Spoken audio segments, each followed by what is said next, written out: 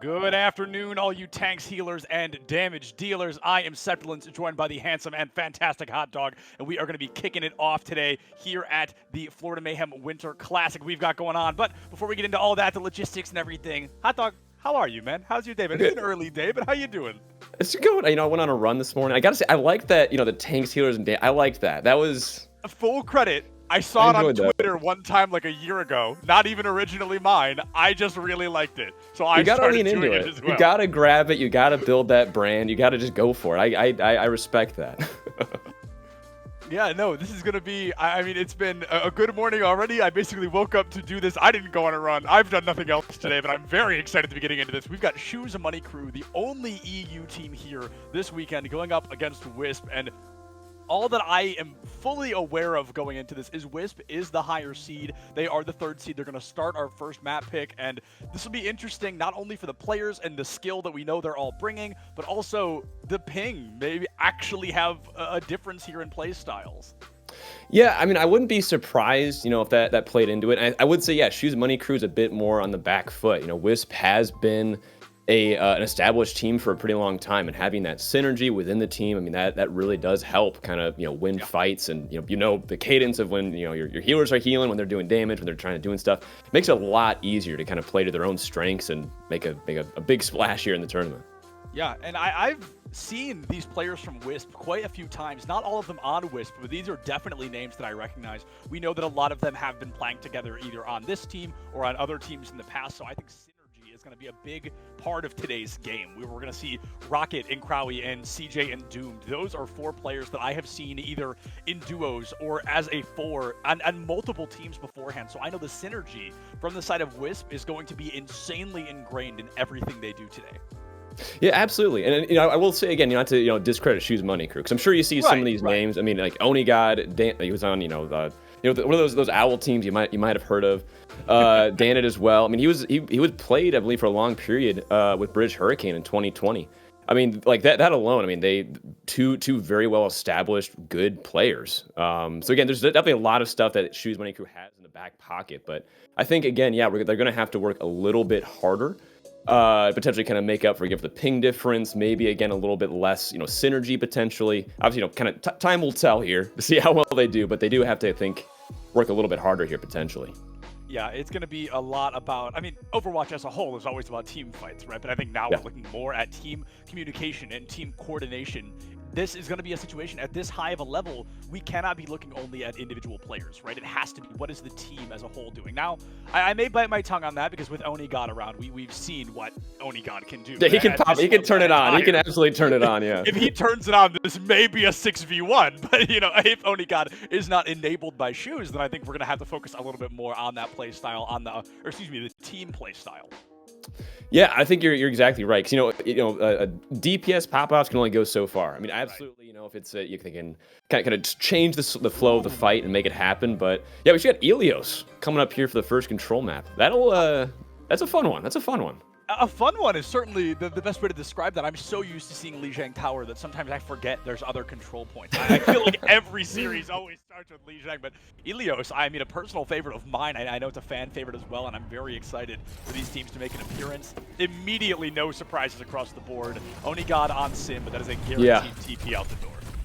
I mean, I don't know. I think Onigod, I mean, I do remember him playing, it was Lijiang, actually. I think he was playing a lot of Sim on Lijiang, and it is a very strong pick, just in general. Yeah, going with that teleport and trying to get to the point as fast as possible. Oh, they do swap, okay. The swap does introduce to be a little bit of that Tracer v Tracer, a mirror matchup across the board, and the first elimination, as the story of any Overwatch game, is going to be one of the most crucial. The team that caps that first point has, what is it, like a 50-something, 60-something% chance of winning that stage if they cap first. These teams, they're probably well aware of that fact, that aggression they will bring to the capability. And Rocket going in deep for that first elimination. Onigod falling to critical HP, but that's not going to count quite yet. The elimination has not come through full 6v6 on the board. And honestly, even looking at these percentiles across the map, they are incredibly close. The only person really running away in their mirror match is 20% of the lead. As I say it though, CJ making waves, able to take that first elimination down straight to Onigod. There to clean up off the back. Crowley finds another one. It's going to be a 4v4 across the board. That point cap. They come through the win. But yeah, I was going to say, Hades not going to let that happen easily. eventually Rocket deep out of the point, trying to stall for as long as possible, trying to get the point capture with, but Shoes doing a great job stalling that for as long as they can.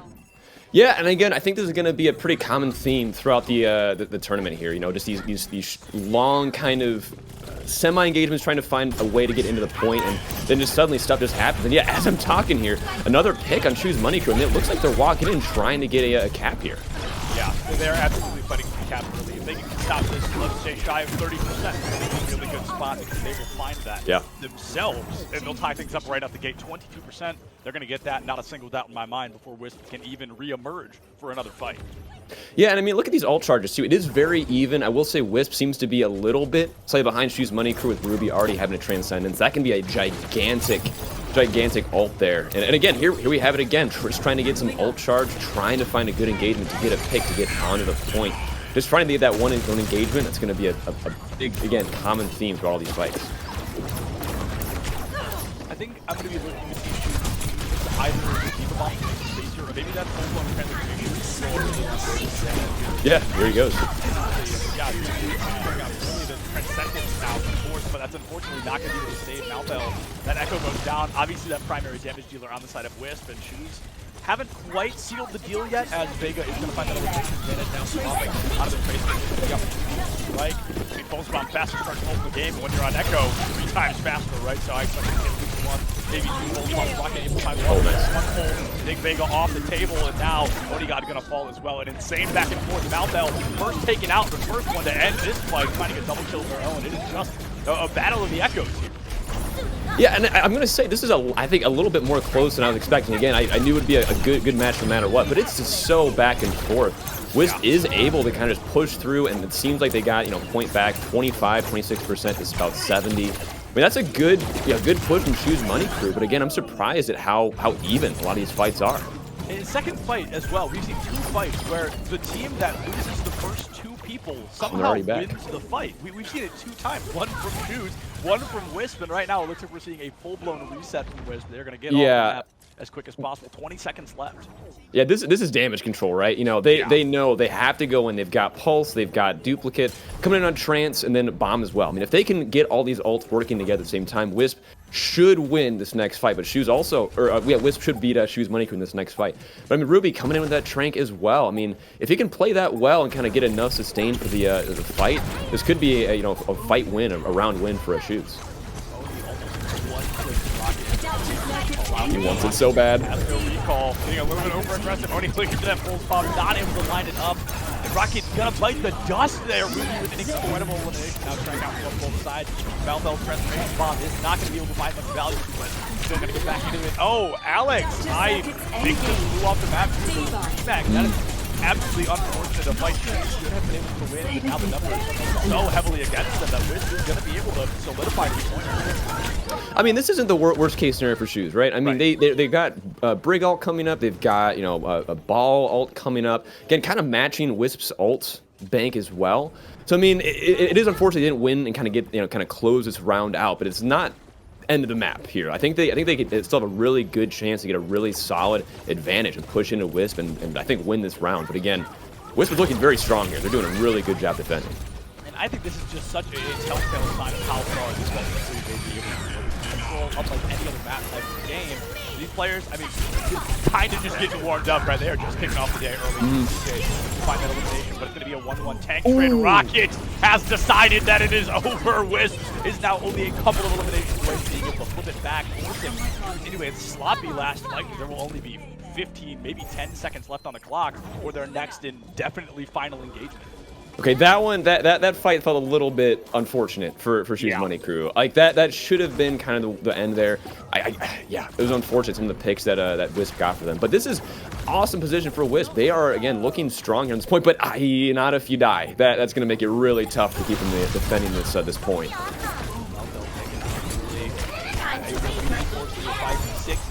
Already happy. How he does almost have the bomb, and there is an elimination that is Rocket immediately taken off the table. Who is, may I know, is already halfway through the full spot. Super important. Get her out of there. Now, that flank, trying to keep her alive. Gonna miss that pull, but Vega shield bashes right above it. That'll absolutely send you to the spawn room once again. Shoes comes in, they find their vengeance for that last fight, and they are just barely, Hot Dog, going to be able to win that first stage. I mean, this is already, again, a good series. I think part of it, too, I mean, I will say again, this comp is always hard to cast because it's always so, like, stuff is always happening, right? There's going to be small skirmishes here and there, and the pacing is going to be so fast, just looking for that one first elimination. There's all this posturing, trying to find that opening. And yeah, both teams are doing a really good job. They know when to be aggressive, kind of sometimes a touch too aggressive, sometimes look for those first eliminations. But this is, again, some really, just fun Overwatch to watch.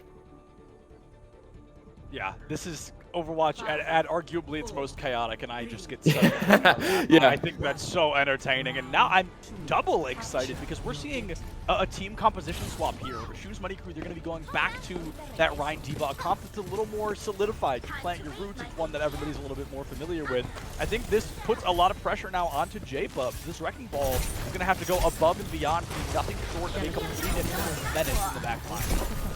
Yeah, and again, like I said, OniGod is no stranger to Symmetra. Definitely played that on the Paris Eternal here. And yeah, getting as entrenched as possible on the point is huge. Again, if the ball's able to dislodge a bunch of the backlines, it's going to be very tough to kind of keep their the roots in the ground here.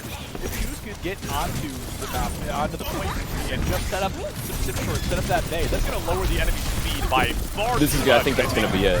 Yeah, I think J-Bub is learning that the hard way. Immediately being taken offline. Rocket though picking up a double kill in the backline. Vega there. Now Dana trying to find a 1v1 against Malthel, but Vega, that's Rig, gonna do all the work they need to. And Wisp with that first point cap a lot more convincingly than on Lighthouse.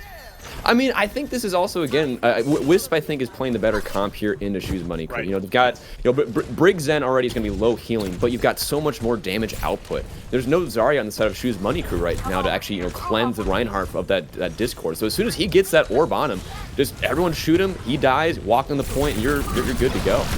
Yeah, I mean, he's basically holding up a sheet of paper as a shield.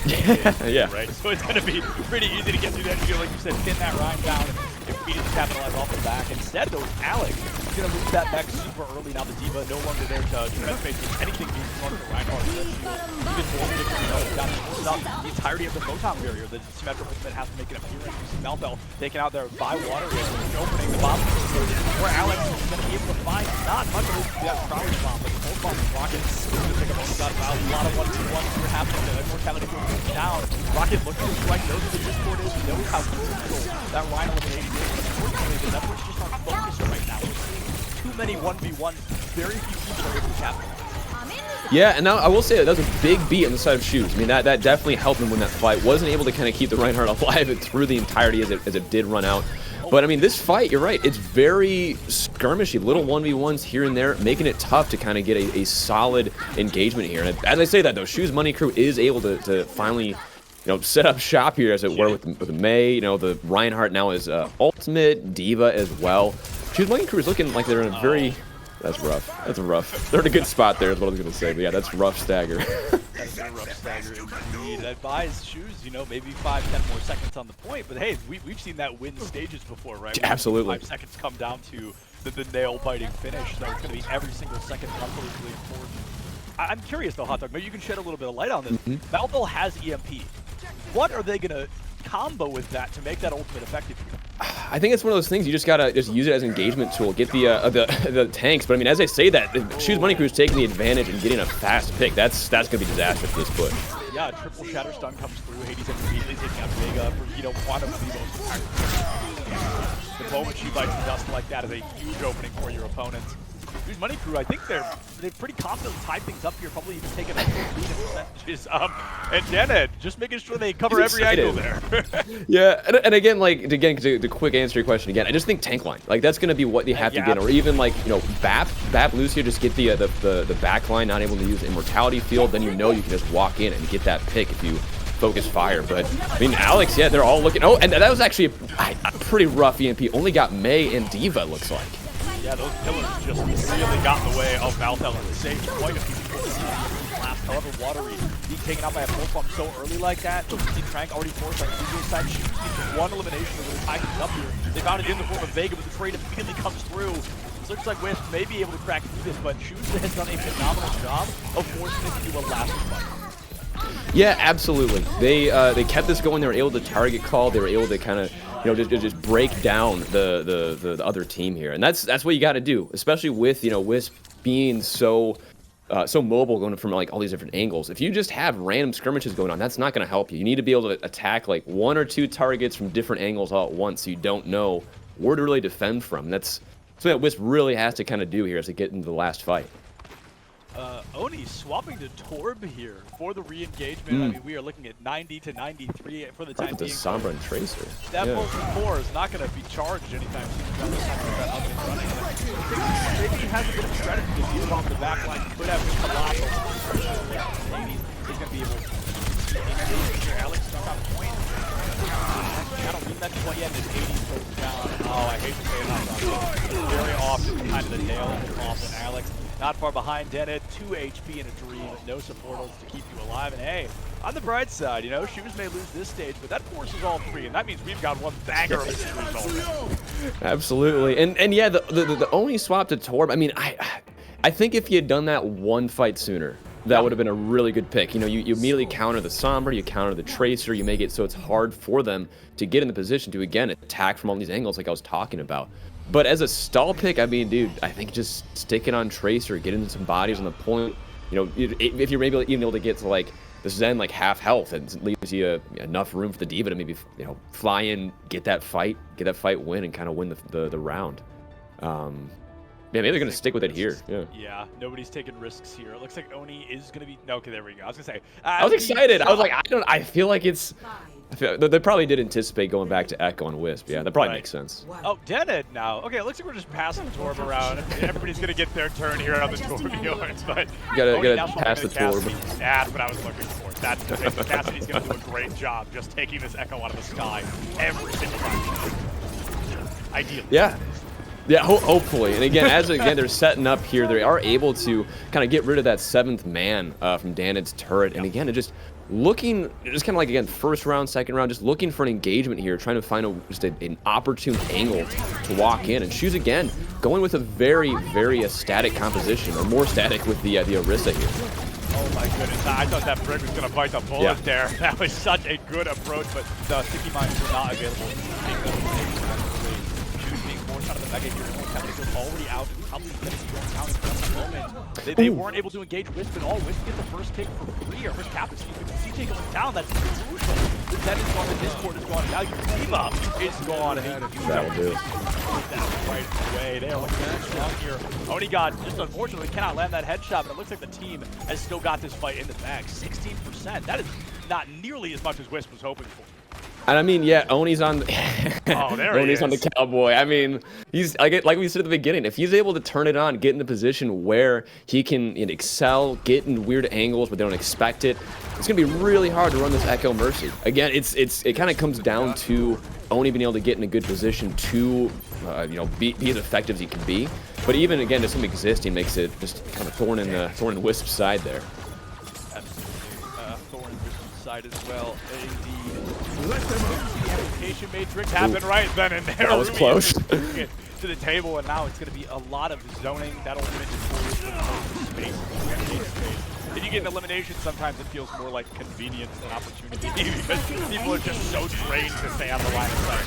If I lose, I mean, let's say 10 seconds, and every second is so crazy. Oh, he wants it so bad. Ew, that was so close. I thought for sure that Brig was gonna die there, and it's another very back and forth fight here. But it looks like Wisp is kind of getting an advantage here. It looks like Wisp might have won this fight.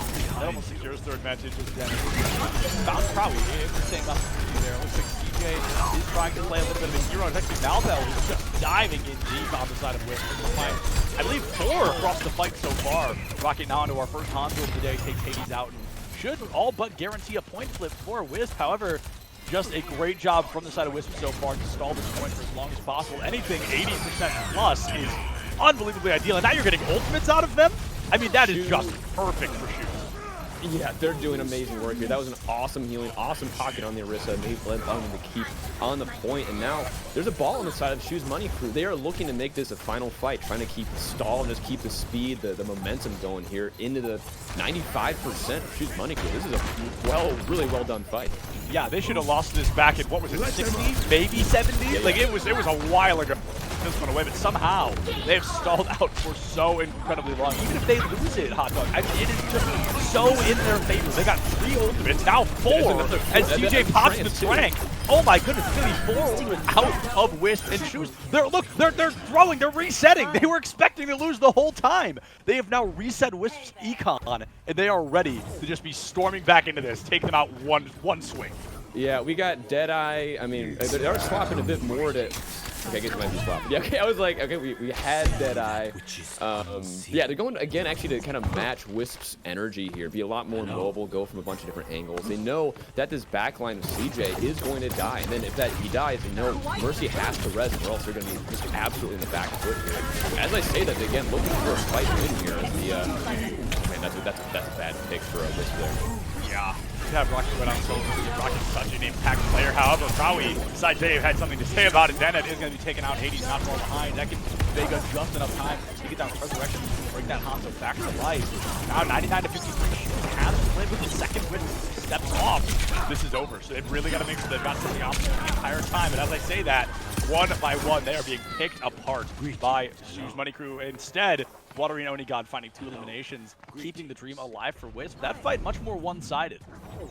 Yeah, and again, I mean, Shoes Money Crew might have been playing that just to get ultimate here. I mean, they do have Valk on the side of Wisp. They do have a lot of ult coming up on Wisp, but it's kind of like, oh man, I don't know if that was really the play. Maybe they should have press and kind of end it there. But Shoes trying to set them up to have something to bounce up on. We got Coalescence coming up for the last fight, as well as probably Ball. Ultimate, and that's a good easy.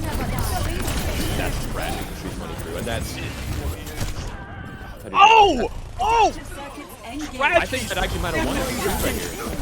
That is gotta be so unbelievably winnable for Shoes now. They eat the pulse bomb, the Hanzo immediately taken out. CJ, oh my goodness, never mind CJ. A bloodthirsty support in the backline. Zen able to find a double kill. 2 insanely crucial eliminations as well. Sombra is gone. EFC still 17% away from existing here. Be going down in a fight that absolutely should have been in Shoes' favor. Their Hot Dog is flipped back by Wisp. I think they can very confidently take this. Yeah, I mean, you heard me. I literally said I think that won it for Shoes, and as I say that, just picks immediately popped in for Wisp, and now the DPS is coming alive for Wisp. It's a gigantic EMP with 3 people, and that's a map 1 win for Wisp. It's 1-0 here. Yeah, the 3MP comes through for Shoes Money Crew, but unfortunately just the follow-up was already gone. I think there were only 2 people left alive, one of them being the Sombra. Unfortunately, the damage output just was not there, but like you said, Wisp finding themselves up 2-1 on Ilios, 2-0, or 1-0, excuse me, on the series. A great opening, very close, and I can only hope that we continue to move through this series as breakneck as we are. This is so entertaining to see how close these teams can be, and still somebody's got to walk away with that win. Yeah, I mean, you said it too, kind of the first map, where it's like, yeah, this is the first map of this series, and it was already super close. I felt like Wisp was able to kind of find their stride a bit more, able to figure out kind of how to just look at these fights and get those engagements and advantages. There were some that were super costly. I mean, we said a bunch of times Shoes Money Crew setting themselves up to have a good ult economy, but at the end of the day, Wisp were just able to keep these fights going for long enough to have reinforcements and eventually just get that advantage and get that round win.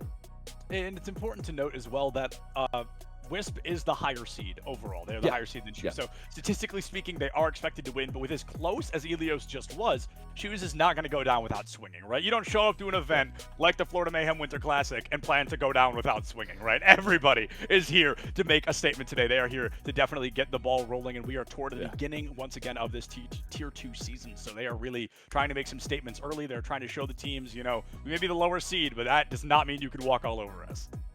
I mean, yeah, I mean, sure, there's some level too of like, you know, Shoes Money Crew was, you know, a fairly big org here in past seasons. So I'm sure there's some level of like, all right, we got to get back into this, make a good start, like you're saying, you know, in front of a pretty good sized crowd here between the 2 different streams. So yeah, I think this is definitely like you were saying, just a statement match, as it were, to kind of again just plant their flag in the ground and kind of see where it goes from there. And it's important to note that Shoes made it, they finished 3rd in the last event we had here, the last Mayhem Classic. They finished 3rd place. They were knocked out by Redbird, which is a surprise to nobody. That team is insane. We all know that, but I'm sure they will be talked about plenty this weekend. It is going to be Shoes trying to live up to that same aggression, trying to live to that same level of existence they want to show. You know, a couple of things have changed. We've shifted some folks around, but we are still, at our core, that same insane team that can go toe-to-toe with the top dogs like Redbird. Yeah, absolutely. And we're still here waiting for the next map. But as I say that, I got a message. Yeah, it's gonna be Junkertown. I can't believe I'm getting trolled by the producers, being like, all right, he said something, let's do the opposite. But yeah, Junkertown coming up here. That's always a fun map. You can always get some weird strategies going on. Yeah, I haven't seen Junkertown in ages, honestly. It's been quite a while, and I'm really excited because, like you mentioned, this can call for some very unique compositions. It can encourage Cassidy, it can encourage Echo if you're really feeling frisky, but the thing I want to talk about is this map is one of few in the game that can encourage Roadhog, Hot Dog, and I am curious if we're going to be seeing that Hog today. I mean, you know, I'm always a big fan of some Hog, you know. It's fun to play, fun to watch, you know, getting those flank kills. It's, you know, a good Hog is just unbeatable. One like that too, though, I mean, these long sight lines really do encourage double sniper composition, so I could also see, you know, bunkering down a little bit, get maybe like a Rissa Diva, double sniper, something like that, just to, again, keep the other team at bay, especially, you know, the defending team. I mean, that first point, if you get in the wrong angle, your goose is pretty well cooked there. You win 2 fights, and you've already burned probably 3 or 4 minutes off the clock. Junkertown, like you said, it's so long that each fight takes, it feels like an eternity, right? So the attacking team, I think to start off, is definitely at a disadvantage. As we move further through the map, I think the attack advantage gets stronger and stronger, but you've got to break through that insane disadvantage right at the beginning. Like you said, looking out for Orisas, looking out for Widows, looking for any opportunity to get your head taken off and avoid them and push through around at least through that first corner under bridge. That's where the attacking team can really turn it back on. Yeah, I think Junkertown, I mean, there's a bunch of maps out there that are very, like, momentum based. And I think Junkertown, you're totally right, is a map that, you know, once you get the ball rolling, it can be tough to stop because these weird angles allow, you know, the defenders and the attackers rather to get in weird positions to stop the defenders from actually touching the point again. So yeah, if you're able to get the ball rolling even into, like, you know, past second point, kind of into that, you know, the spinny gear room, I always forget what it's called. But if you're able to get it even there, I mean, that's a very good push, and you can definitely get stuck there. But the fact you got it there, you got the momentum going to get it to that point, that's still a really solid push. So we'll hopefully see some people make it all the way, make it a long series maybe. Let's just get some ties. That's all I want. Yeah, come on. Let's make it a long one. I just want an entertaining series. This is the only series I've got today. I hope it's a great one. I hope it's entertaining. We got a good start. I mean, that was absolutely. I think we're in for some fun here. Yeah. I also wanted to talk about Junkertown is one of few maps, like you said, that we often don't see a lot of. Very similar to Havana, we very rarely make it past the first point. A lot of teams get stalled early, and as we see the Widowmaker on the side of Wisp, they're of course on attack, so that can be swapped, but I do expect that to actually be making an appearance here. Yeah, I mean, Widow is just a good pick here. I mean, you got these huge long sight lines. Again, if you find the right angle, it can be pretty hard to walk into that. And yeah, Onigod, he's going with the Widow. I mean, that makes sense. Yeah, double shield, like I was thinking, or double sniper and double shield. I mean, that's a solid pick here for Junkertown. The double. The double. A personal favorite. I love to watch it. I love watching good Widowmakers because I know I will never be one, so I love to live vicariously through them when they are successful. And this map, I mean, we have seen some of the greatest Widow plays in existence happen here on Junkertown. So Malthal v Onigod. Malthal going to be going for that. Yeah, just had the combo shot, the trick shot.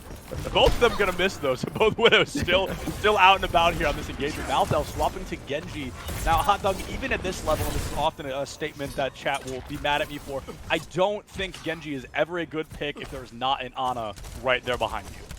Well, I mean, at this point, I mean, they're not playing for Blade. I think they know they're not going to win with Blade fights because you don't really, or Nano Blade fights. I mean, you don't have, you know, a Trangerson you have to, like, kind of beat out with a lot of healing. Right. This can be just a dry Blade just to, again, kind of get some picks. They're not going to be able to chop through the double shield.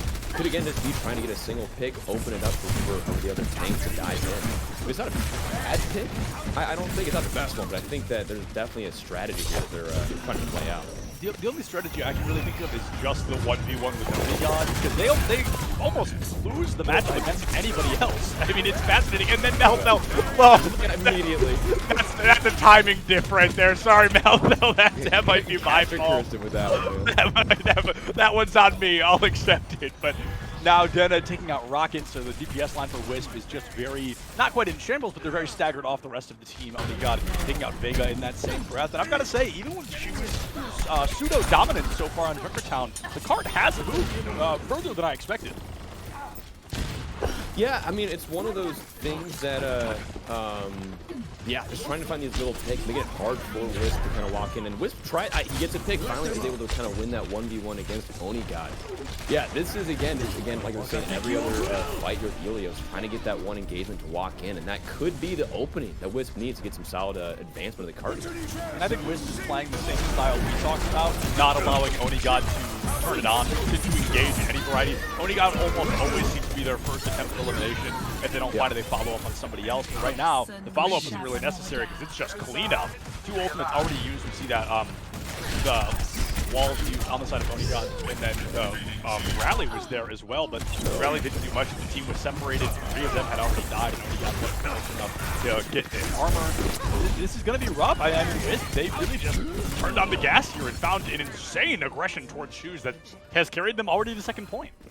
And this is what I was talking about. Get the movement going, get the momentum happening, make it so they have to come to you and try and stop it when you're like, you know, all entrenched on the cart, or maybe not on the cart as well, but just in weird positions to make it so they can't contest.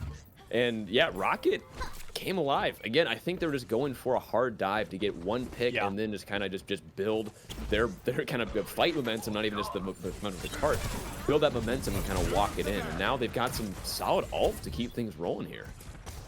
A good swap here on the side of Shoes as well. They're playing anti-DPS dive now. They're playing anti-Tracer, anti-Genji. That turret does such a good job of tracking out the people around you, the enemies. It looks like we're not really going to have to worry about how they're going to perform in that matchup yet, as J-Bubs goes down early, Minefield taken offline, and standing in this small room, an insanely high-risk, high-reward situation with Sigma. He's got AoE damage with his little orbs, so it really can rack up a lot onto the entirety of your team. But as that pulse comes through, melts Alex's shield, but everybody lives to tell the tale, and at the end of the day, that is the important part. I mean, that was well done. He put a shield between him and Orisa. I was pretty sure he was going to get a bunch of damage. Yeah.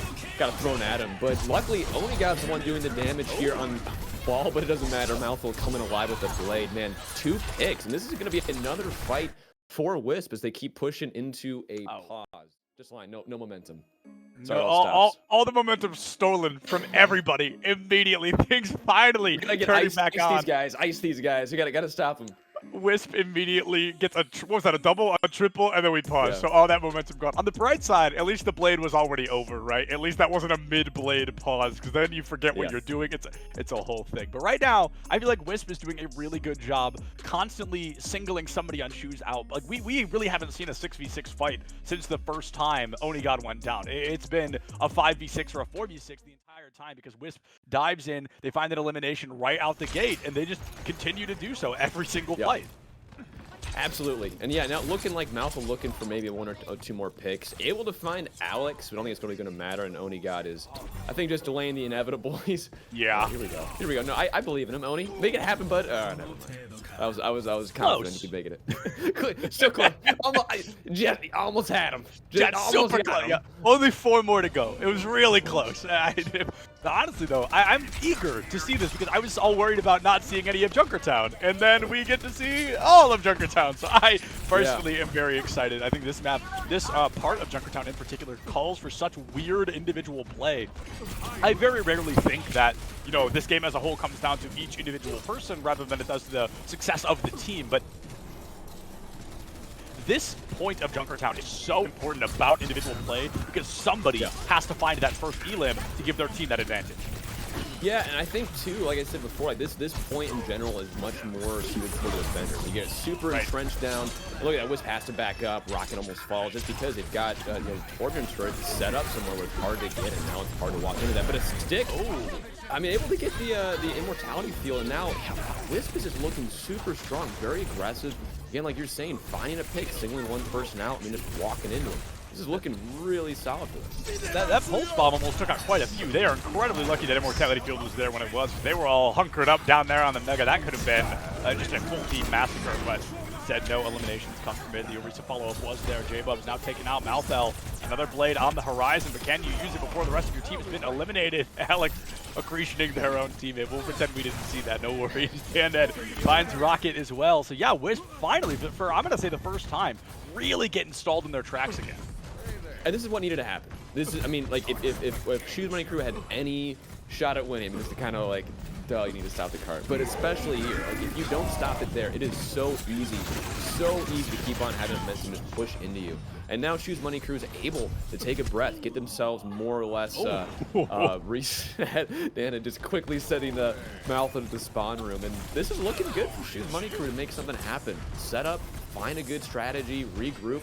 And, you know, you got 2 minutes. You have to stop the payload from moving here to the end. I think this is winnable for Shoes Money Crew, but Wisp, I mean, they're looking pretty scary with those ults. Unbelievably so. This is such a momentum-based map. You hit the nail right in the head when you said that earlier. And momentum has been stolen away from Wisp, but moving into this next fight with, let's say, nearly 4 ultimates, Shoes hardly on their way to 2. I mean, they're just going to be playing a numbers game here on the side of Wisp. And if they play it correctly, this should be a very easy cleanup. However, the blade comes out, able to find Ruby in one of the last swings, the last.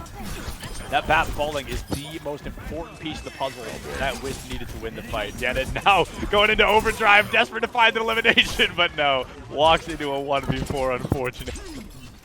Shoes, if they can get it sub 60 here, Hot Dog, that's kind of their ideal right now. And it looks like they're going to. I mean, there's no way it's gonna. Yeah, it's gonna be 1-0. Okay, cool. So no matter what, they're gonna have potentially overtime here. So, you know, just gotta get as much of that time bank off as possible. And Wisp is again throwing these ultimates in, and it doesn't matter. Malthel does fall. This could be an opportunity for Shu to find again, just kind of end it here to bring it to one last fight. One last fight is all Shoes needs with that spawn so far away. We just have a bit of what I would call a panic push coming out from Wisp there in those final moments. But right now, Vega finds an elimination. CJ finds one more, and there may not actually be another fight here, Hot Dog. I think we are looking to wrap up the first half of Junkertown. CJ takes out Oni God. Gawi finds Alex, and there are nobody on the side left alive to keep this push. 0.01, 21 seconds taken off the point, and that is all it takes. Wisp able to find all 3, 19 seconds left. And that's the thing, even having time on, like I said at the beginning, if you can get it to beyond second point, that is a good push on Junkertown, let alone complete it with time. You know, it's still 19 seconds, so it's not a ton of time, but you will, no matter what, get another minute if Shu's able to kind of answer with a 3 points as well. But man, Wisp, they're looking a little spooky, looking a little spooky here in this map. Yeah, this has been, I mean, for a majority of Junkertown, it really just felt like Wisp was in the driver's seat, right? Shoes really struggling, constantly pushing into 5v6s because they had to, right? They were just losing somebody too early. They couldn't give away all that cart space for free. The question on everybody's mind, though, here, Hot Dog, is can Shoes mirror exactly what we just saw? Can they take this cart all the way to third, or does this series end on map 2? I don't think they will. I don't know they won't win, but I don't think they're gonna like try and mirror the comps at all. I feel like Shoes Money Crew, they feel more rigid, which isn't a bad thing. They've got practiced composition and stuff, but when they like don't work out, it feels kind of like Shoes Money Crew's like floundering a little bit, trying to find a good answer, and sometimes that answer is throwing a bunch of ults in, which again pushes them back on the back foot, which what we saw in that last fight. Wisp came in with 4 ultimates, was able to just take that last fight and get a win, and looks like Shoes are gonna try again with okay, now I thought they were gonna go with the different character, but yeah, Tracer, Hanzo, just trying to again get some spam damage, try and get a pick, and hopefully get some momentum of their own here. Oh, I was gonna say almost a mirror matchup, but as I was gonna say it, Shoes bringing it to a full-blown mirror matchup across the board here. So little healing on both sides that damage almost feels permanent, right? Until that rally or that Trank make an appearance. Zen and Brig, not exactly notorious for their mass amounts of healing, so it's going to be all that damage in a permanent state for the time being, and that first elimination will be the most important. Rocket goes down early, a huge opening, but oh, Malthel finds Danon in the backline as well. 1 DPS down on both sides, and it's going to be all about who can make up for that missing damage dealer. Malthel almost bites the dust, but he's going to be able to live a little bit longer, forced back toward their spawn. And Shoes, they're doing a great job of, even though this fight isn't necessarily won, they are taking every inch of space that they are being given. They are not getting off the cart for a moment. They have found, in the first minute, they're meters away from capping point. And yeah, you got, I'm going to say, yeah, you have 2 minutes, 45 seconds here probably when you push it into the next point. That is a lot of time here, a lot of momentum. And yet they just walked in and they were able to keep them like at a distance from the cart. They focused on being on the cart and just kind of tried to push them away so they can keep walking.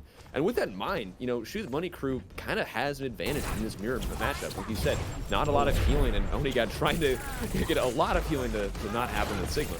But, you know, they have the cart that they can just hang out on. They have more healing than Wisp. So if they're able to play around that advantage, these fights are going to go Shoes Money Crew's way a lot more often than Wisp's. Absolutely, and Shoes Money Crew, they're doing such a good job playing, very reminiscent to me of how people often play King's Row. You know, they cap that first point and then they just take off toward the enemy spawn. And right now we got to go for it, man. Yeah, we've got 3 or 4 people trying to pressure Shoes as they push into the second point area. Only got deep in the back line there, already halfway to another pulse bomb. It's just constantly putting that pressure on Wisp, and then while the Wisp is focused on who's up front, Shoes has gotten this nearly to the second point already, Hot Dog, completely uncontested. Yeah, 4 minutes and 20 seconds on the clock. This is a really nice push from Shoes Money Crew. And yeah, Onigod is doing a lot of work getting that pulse bomb, and hopefully they can keep this momentum going as Sigma falls dangerously low. This is looking a little bit close for Wisp here. Yeah, it's going to be Alex going down early, so SMC, they're going to try to make up for it in the form of a couple of ultimates. The minefield out. We saw the Trank, I believe, for just a moment, but Ruby dies immediately after. 3 ultimates used in that fight, and it's actually going to be the first one SMC fully loses on their attack of Junkerstown. But 4 minutes on the clock, you're really not sweating yet. No, I mean, that's, again, a lot of time. That's a lot of time on this map especially. And looking at it, I mean, Shoes Money Crew, they are doing a good job, I think, better with ults this time. It feels a lot more even. It feels like, again, they came into this with an awesome, you know, strategy how to keep it going. They've absolutely picked this map for a reason. And able to dodge that. No! Yeah, okay, I was like, okay, that got a little close. Yeah, they're going to have to reset there, and another fight win for Wisp. But yeah, they're looking good. I like what I'm seeing from Shoes here.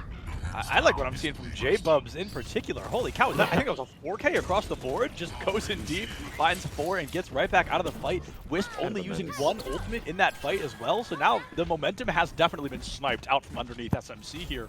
And Wisp has a great opportunity to continue holding. This is a great defensive position for this team. Yeah, you have this high ground. They're not able to, again, touch the point to get that extra healing. So now, again, it's even more of a mirror matchup. And I think Wisp does have a little bit of an advantage here. They just, again, seem just to be more cohesive, able to play things a lot better. But as I say, Wadri, a quick pick on Rocket. That's going to be the go button for Shoes. And that's 2 picks. That's looking good for them. DPS line just dismissed from this fight. The bomb from Crowley trying to make up for that lost damage. Vega able to find Watery, and Alex also going to bite the dust. Such a large opening for SMC, but the fact they were caught in that small room, Wisp just got to beat the crap out of them. And unfortunately, Shoes was not able to capitalize. Only got to find CJ, but we're in one of those situations where I always say the damage is done. Yeah, this is looking a little bit more and more like Wisp is getting the advantage here just overall in the map. I mean, now we're at 2 minutes down. Again, not a bad time bank at all, but definitely a far cry from the 4 minutes and 20 seconds he had going into that last fight when it got to basically like 5 meters away from the point. Yeah. I mean, this is, again, getting a little bit dangerous here for Shoes Money because they got to kind of lock it in, find that pick, and get a new fight going here. Yeah, well, I mean, we saw that 1 elimination wasn't enough to cut it in. Oh, Malthiel, speaking of cut, I believe it's about to cut a hole right through the entirety of Shoes. That track has to be used to keep the team alive, and Watery is still going to be the first one to go down. Dennett finds Vega. It is a complete tie-up across the board. Malthiel is going to be taken out by Alex. Now Rocket 9% away from a pulse bomb. We need to see if that pulse makes an appearance or if they even need it. 1 more elimination really seals the deal, I'd say, for either side. Rocket able to find the stick. It's a 1-1 trade again. J-Bubs and Rocket both taken out for Daned. I think Shoes is going to be able to cap this, but with that D.Va right around the corner, she's got so much health that it's so easy to stall for long enough for your team to get back.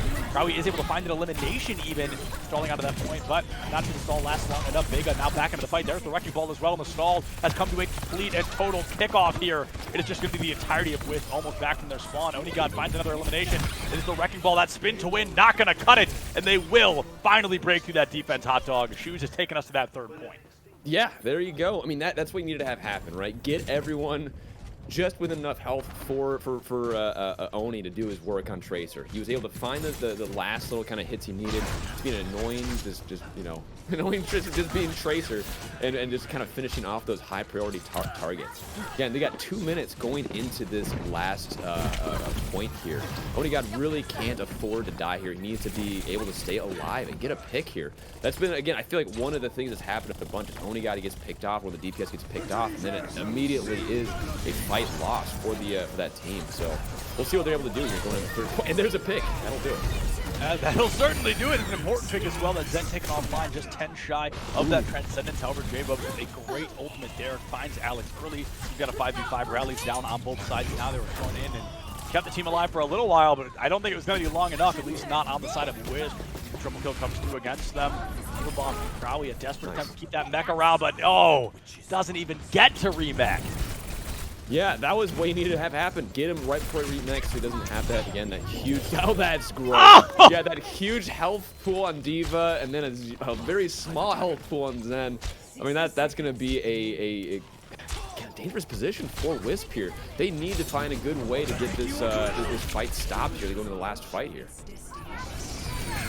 I mean, this is just Shoes coming through large and in charge. It really took them a little bit of a while to find that momentum. And as I say it, though, you know, an elimination is going to be thrown against them. Dana swapping onto the Genji here in these final moments.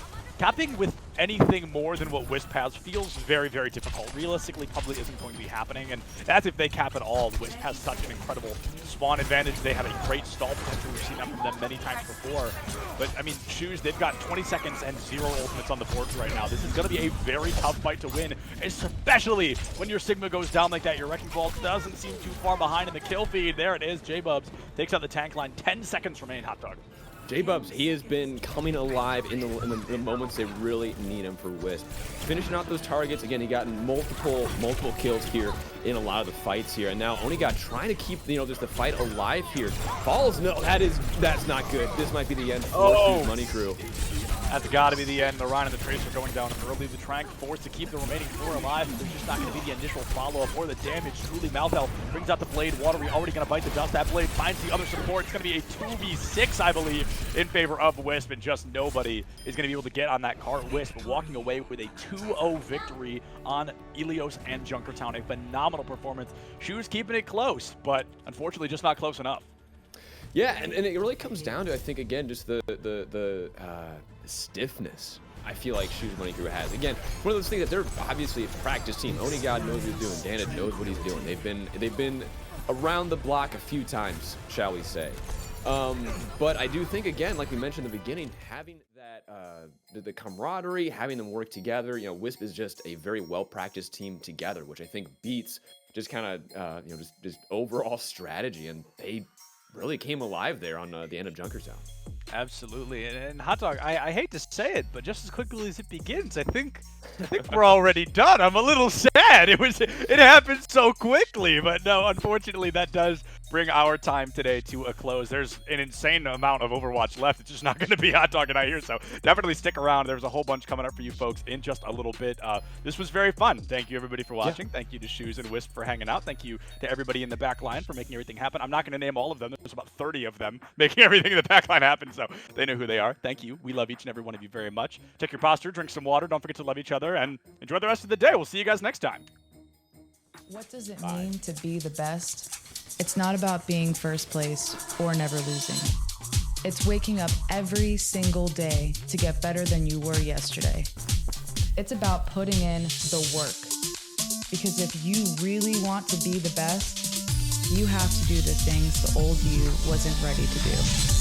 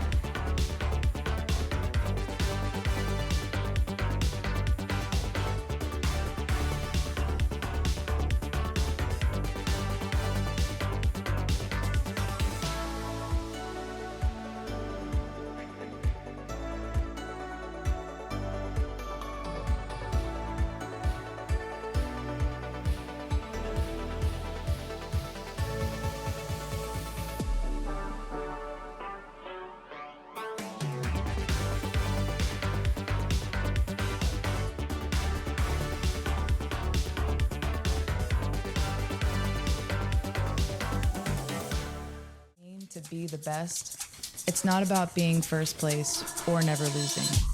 It's waking up every single day to get better than you were yesterday. It's about putting in the work. Because if you really want to be the best, you have to do the things the old you wasn't ready to do.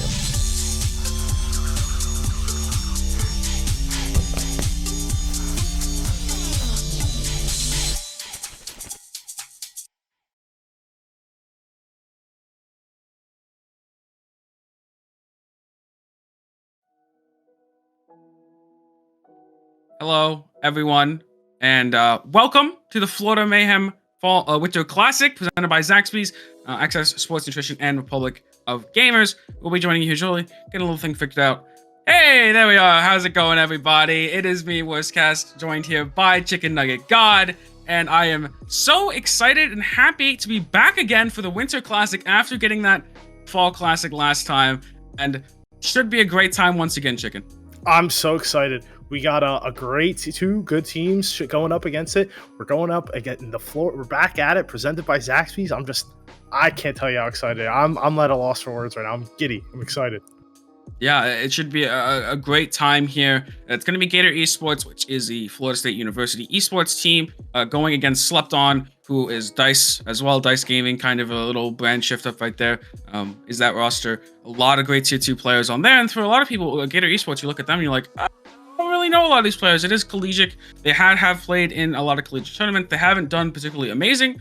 But yeah, I mean, looking at these two rosters right here, there's a distinct, you look at these two teams, you go, there's a distinct difference right now. I look at Slept On, I go, wow, this is amazing. You got Dynasty Pedal, even like Dynasty Pedal, Dogman, Cowman, Doge, Cowman, Aspen, but like these are great tier 2 names. You look at Gator Esports, you're like, I don't really know a lot of these players. I do gotta say, I love some of the names though on Gator Esports. The Dark Swan, I love that name. Dio, I think that's also a really cool name. I don't really have much to go on other than their names, but I like them. Yeah, I believe they have a sim player in there in Harmony. Don't quote me on that. But I guess looking more so because we don't have a lot of. They did get 2-0'd by Solaris in that upper bracket first round. So a quick 2-0 for Solaris. Kind of expected Solaris the first seed, Gator Esports being that 8th seed, and now we're kind of see what Gator Esports has to offer. Haven't seen that on the stream, but Solaris, a very strong team right now, so losing to them, not a bad thing entirely, but still I kind of want to see if they have some fight back here against Slept On, who did just lose to Maryville University, and Maryville's a very, very, very strong team. It was kind of a convincing 2-0, but Maryville is such a strong team right now, and Solaris right now, you see, beating out this strong team on that first control map, so it kind of goes to show how good Solaris is right now in this tournament. Kind of the favorites right now to win is that first seed for a reason. And we're going to see if Slept On can kind of make this losers bracket run. They have a lot of great players. But we're going to see. First, it's got to start with Gator Esports, right? Definitely. It's always the next game, the next team fight. That's how I see it anyway.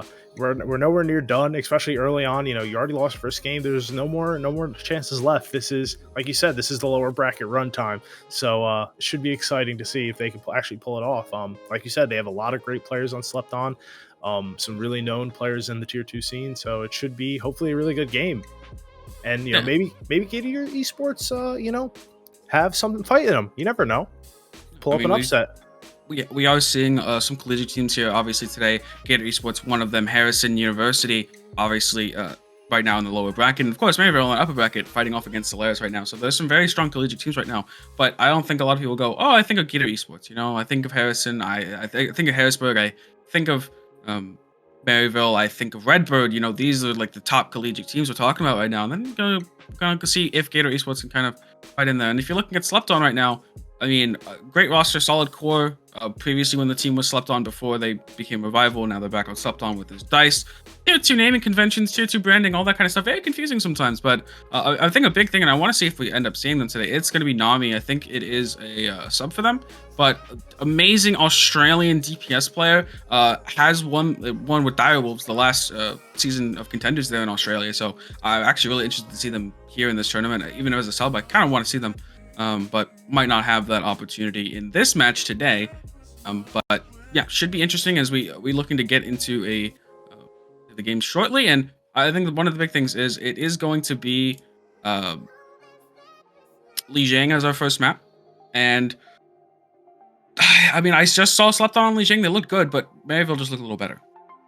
Definitely. And, a lot of teams like to run these ball comps. A lot of things can be run on Lijiang. It's probably one of the better control maps in the game, I would say.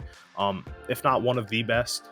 A lot of stuff can be played. So it should be interesting. I'm excited to see, maybe, they run up these ball comps. I don't expect to see Rush. Maybe they will, but you never know. You never do end up knowing. And I guess kind of, we're talking about first map. We're talking about this kind of stuff. Like, what can you kind of, what do you think? What do you think happens in this game? Get some predictions as we are almost going to be into Lijiang here. What are your predictions about how this match is going to go? I know I have mine, but I want to hear yours first, Chicken. Me? Oh, I'm always the anyway, Andy. I never know. I love just watching. I'm a great watcher of the game. If I had to make a prediction, if you had to ask me, I would have to go with a Slept On. Just due to notoriety, name factor. It's really not much more than that. I haven't been keeping up with the tier 2 scene as much as I would have wanted to this past year, but a little hard right now with lack of events, but but it should be exciting. I'm going with Aspen. Let's go. Let's see it. I'm excited. It looks like Slept On are going to be playing this ball comp, while Gator Esports want to stick with the rush. They're going to rush right onto point. They're going to TP onto point, and they're just going to brawl it out and say, "Come get us." Versus Slept On. Yeah. Just like Chicken, I think I'm solidly in the Slept On camp, but we're gonna get in here. Look at this this composition right now. Slept On, I think, has the advantage. They're gonna get on the point with this matchup, but how can they really stay on point when they're bombarded by Dynasty in the air? It looks like they're already running down. They're trying to get to this back line, and they're actually getting picks. They get both the DPS and they boot Mauser.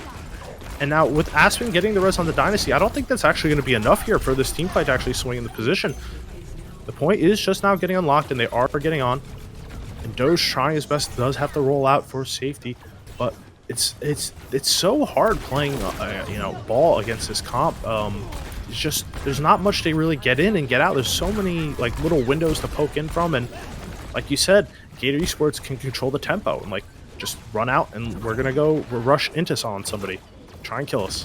Yeah, and right now it's kind of seeing how much space Slept On has to give, but also Gator is actually playing outside of the point. Not a lot of times you see that right now. They're kind of able to do that because this Moira is so survivable, especially with that fade. Now the beat going to be invested as well. This is going solidly in Gator Esports' favor. Yeah, the high noon spot from Zigronox trying to make some space, and oh my god, it's just a team wipe. Everyone is getting picks, and it's solidly in the hands of Gator right now. Like you said, this is not the team anyone really expected, but you never know. This is a great point that suits some of their playstyles if they like these sim kind of rush compositions. Yeah, and right now, I mean, looking at how do they kind of approach this next fight? They have the Zenyatta Transcendence available, so do they want to go into White Room and try to brawl them out? Looks like that's the plan so far. They're trying to get in there, but the Sim TP as well is going to go forward and try to catch them out. That Transcendence is going to allow them to live, but for how long? Can they get any picks while Transcendence is active? The duplication does come in from Dynasty, and oh, what a massive shatter from Weirdo. Just absolutely lays him down and keeps this fight solidly in the hands of Gator. The bomb does come out from Dynasty, trying to get Weirdo caught out of position, and oh, they will end up getting him in the end. And this is somehow looking actually really good for Slept On. They so hard onto this Reinhardt, and now the picks are starting to come in. Gator Esports are committing the coalescence, trying to keep everyone topped up and hopefully do some damage. Oh, Zegronauts and Petal in the 1v1, but oh, what a nice little body shot to keep the fight going. And yeah, this is, I mean, how was this the expectations coming in? Dio ends up going off the map, but was this the expectations now? 99%, overtime wick burning down. Can they even get the touch in? They do. Moser finds the Cassidy, but I mean, really, it's going to be a hard fight to kind of win out after, because you're going to have the sim wall coming in for next fight. Even if you lose this one, because they're solidly losing it right now, I mean, you have ultimates coming online, like the Lucio beat, that sim wall's already up.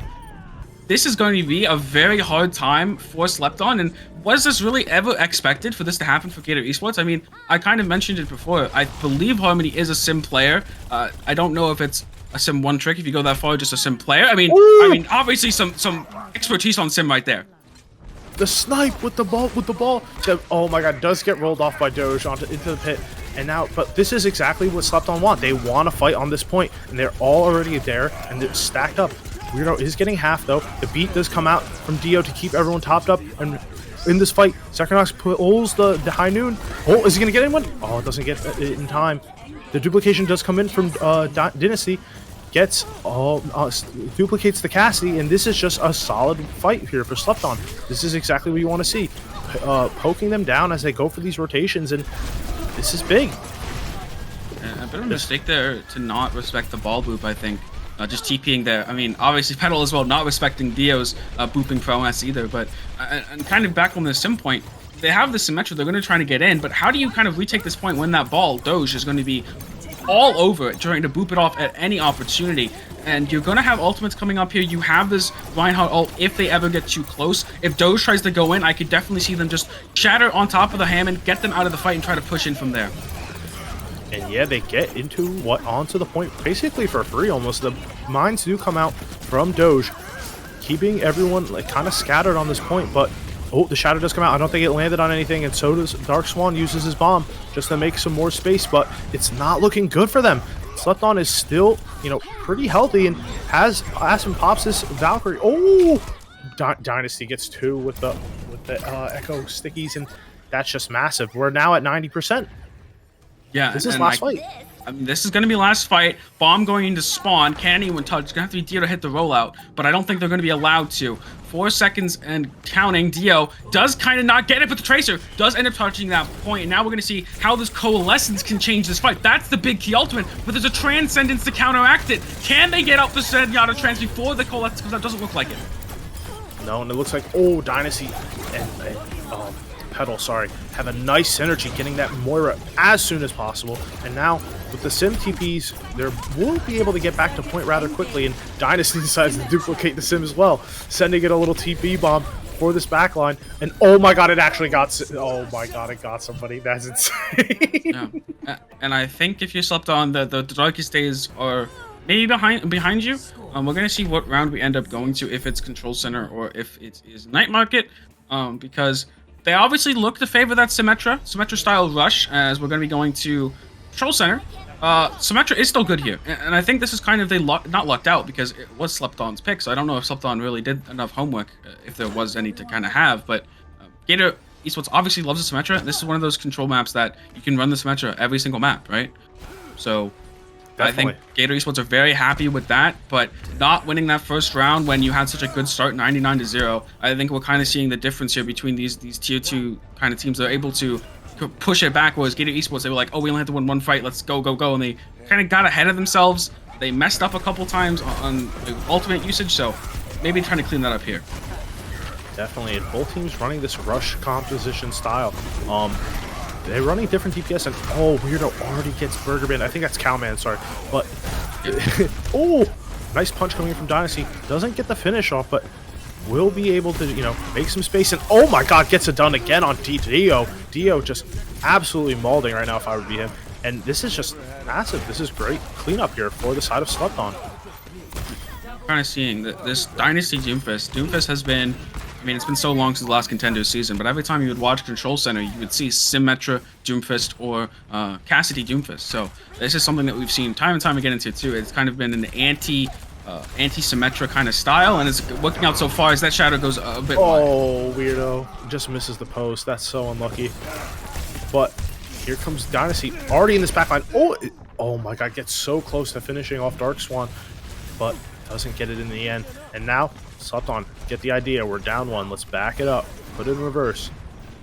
And they're just waiting on their extra DPS. They send it into the Fire Strike. Gets a little cheeky shatter. Oh my god, and gets shunned. That was actually a nasty pin from Doge. Holy cow. Doge kind of styling right there. Now we're going to have this chokehold come in. Everyone knows it. Everyone hates it. How do you get past in? You're going to be trying to maybe look top left. Maybe we can get in through there. But that's where Dynasty comes in. They're already scouting. They're already top right, looking to assassinate potentially this Baptiste. No, actually, not going to end up happening. The Sigma helps out there, but Dynasty still just going in. Going ham right there. Oh, did he get Weirdo off the map? Oh my god, he did. Holy cow. Wow, what a Doomfist player. Does trade his life for it, but it doesn't even matter, because without that Reinhardt, this whole fight is done. Doomfist can get back. But without your Reinhardt, we are not going in team. So this is, oh my god, looks like Doge. I think those did some miscalculations, maybe a fat finger. I don't know. It looks like Slepton is ready to go in on the aggression off it, and Pedal uses a Deadeye from the side, trying to get a little cheeky with it, but doesn't get anything in the end. And it looks like this is great for Gator Esports. Now they are getting the picks and they're ready to go to point, but now that Pedal has something to say about it. They're split. They're very split right now. They easily can lose this fight. No one dealt with Pedal behind them that entire time, as Weirdo was trying to kind of hold back and live because of Pedal bombarding them from behind. The supports were just walking to point, kind of not grouping up, not stacking with each other, and now that's cost them potentially their only way back into the round. You do still have Doge with the Shatter. Can they get anything off is the question. They're under so much pressure, they're not really able to at any point. But Pedal, all you really need is Pedal right now, as they come in and they just click some heads and that's it. And Gator looked like they could potentially win that first point, but instead gonna get that 2-0. That was... what a clutch. It looked like Slepton were starting to troll at the end, like, let's just int it down.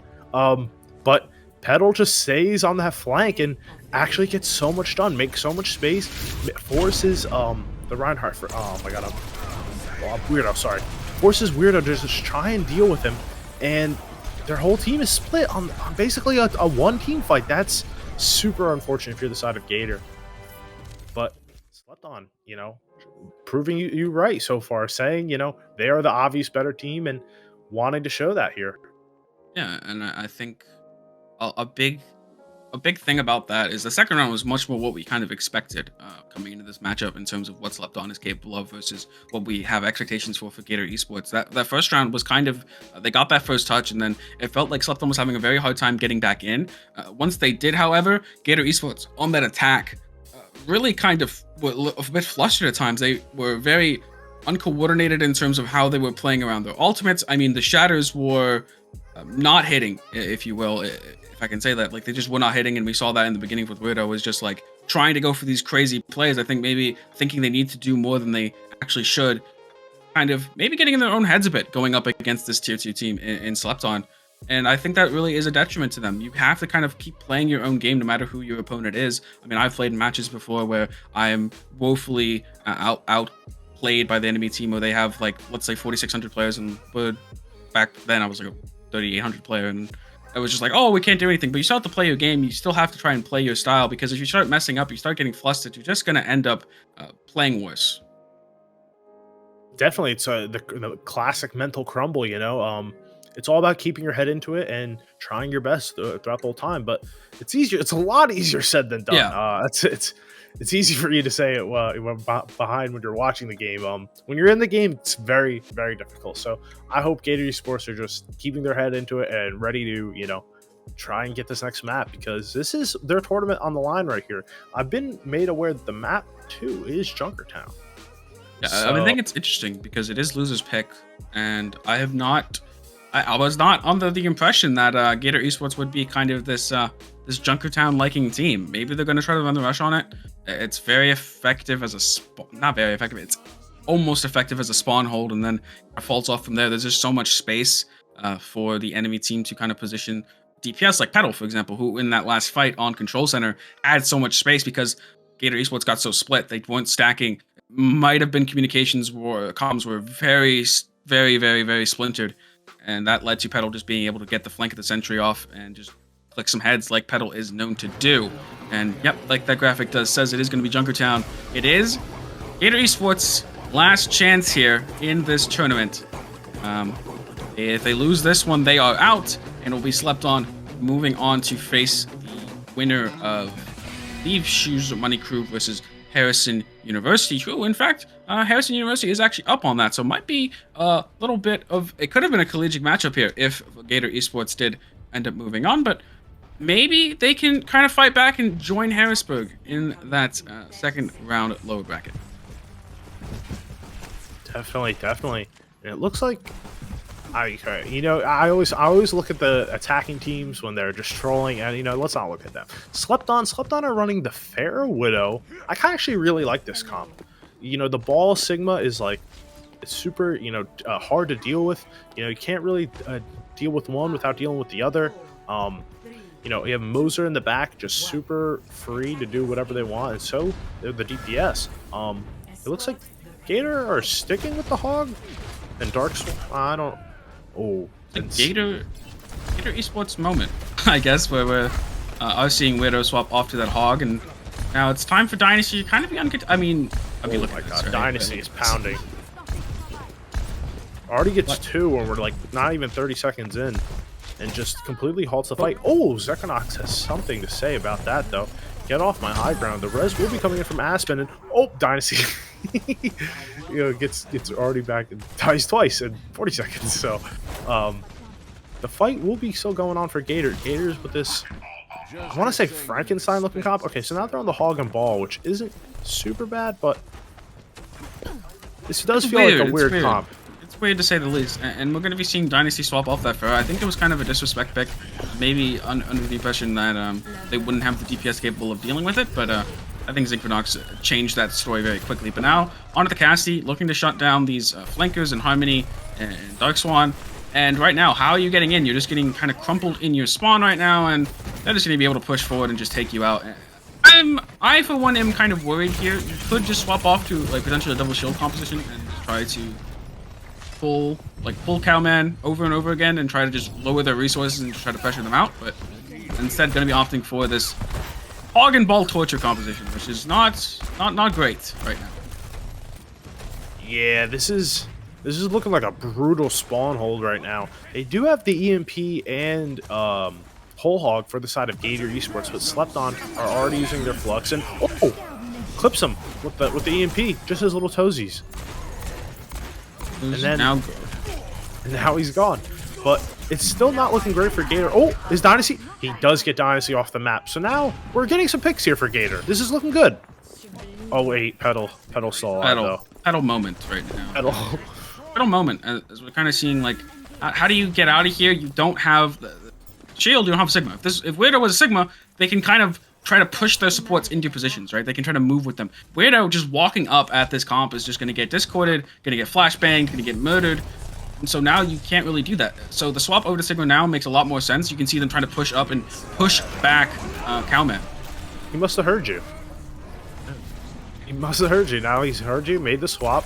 Looks like they are getting a solid push and with some more resources from the shield. And oh, as I say that, Dynasty just kind of dinks him a couple times, and that's the end of that. Zekranox will make him trade for it. And we are actually getting some solid push here for the side of Gator Esports. Slept On are making the pullback, trying to, get some space together. They'd like to poke them down from a distance. Oh, and Zekranox is on this high ground, trying to deal with Moser. And oh, wait, Weirdo gets him. And Dynasty uses recall. Zekranox feeling the pressure right now. Oh, and gets him in the end. Keeps his ankles on his feet. Won't lose them. But it looks like a res from Aspen won't really make it matter much for that kind of nutty flick shot. Yeah, Dealing with him again. No, I don't think so. But I mean, I think right now, again, Weirdo back on the Hog. I don't know why, but they're back on the Hog. And now you're kind of seeing this Sigma ult come out. You're seeing the crunch come in as well. Right now, it's kind of a Dynasty and Doge working so well together that the backline, even if it's Big Zen, which is typically a composition you're going to run into these flankers to try and keep that Zen alive, it's just not enough. And we're going to be seeing this Harmony with this EMP to shut down, potentially, the Zenyatta, but they're playing so split that they're not getting multiple players with it. And finally, Dynasty, this menace is down, but they get the touch, they're going to be transing forward, and man, it's just looking so doomed, it's looking so lost, even with this EMP. The EMP does get both supports, and Mauser's able to go down from it, but it's still looking really rough here. Cowman in your backline getting 2. Doge is also there, just being a menace on the point. There's nothing much they can do. They've made the swap onto the monkey now, just a touch point, but it's still not looking good. Who's next? The Lucio? Lucio will be going down, and yeah, Dio. Very unfortunate, and that's gotta be rough if you're Gator. Yeah. And they are...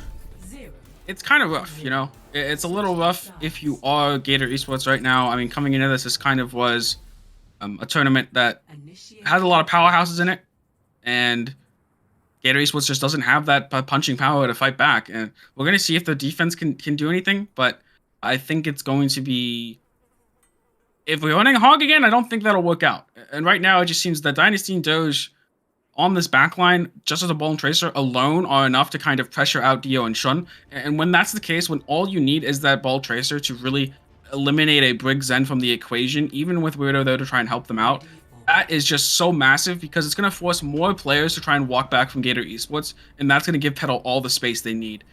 And Petal, obviously, we know with the space, they can do whatever they want. They can hit the headshots. They are known for that. I mean, as like a long contender's career, even if they haven't had the greatest results in terms of like first places or whatever, they have just been a consistently amazing hit scan player for any team they've been a part of. So once again, continuing that here for Slept On, as we are going to see a little bit of disconnect there from Dynasty, and a little rough there. We'll see if they can get back in very shortly. But again, looks like it's kind of the beginning of the end there for Gator Esports in terms of how that defense went for them, or how that attack went for them. Yeah, it kind of feels like, I don't want to say weird. Feels not like the best. I don't know. Maybe they weren't ready for what Slept On was playing, but when it's your map pick, it feels like you should pick a map to your strengths. And frankly, it just didn't feel like that map played to any of their strengths, Not at all. I mean, I mean, from what I saw from them on Lijiang, I don't think they were very prepared for a DPS centric focused map like Slept On. I mean, if you're going Gator Esports Slept On, you're like, what's our strengths and advantage you can get over them? I don't think it's in the DPS department, right? I saw some hashtag bricked up in the chat. I'm feeling it. Let's go Mayhem. Excited for, the next Overwatch League season. But before then, we got some tier 2 ready for you right now, and let's see if Gator Esports can do the impossible. It does look like Slept On are running a little bit of the oh no, they were running Ball Hog for a little bit, so never mind. I wanted to say they've decided to pull out the Hog themselves, and this is actually really good for Gator Esports. They've gotten both DPS right off the rip from their respective counterparts, and now they're just sniping them down. They are still backing up, though. I feel like they could definitely get some more pick potential, but as I say that, they should be backing up, because Weirdo has gone down from Aspen. Dynasty does go again to die again to Zekronox, but the point is still pushing it. It's getting very, very close to the final objective if you're on the side of Gator. What a massive ante, though, from Aspen. Gets a major 2, allows both of them to go down rather easily, and that just feels like game, if I'm being honest.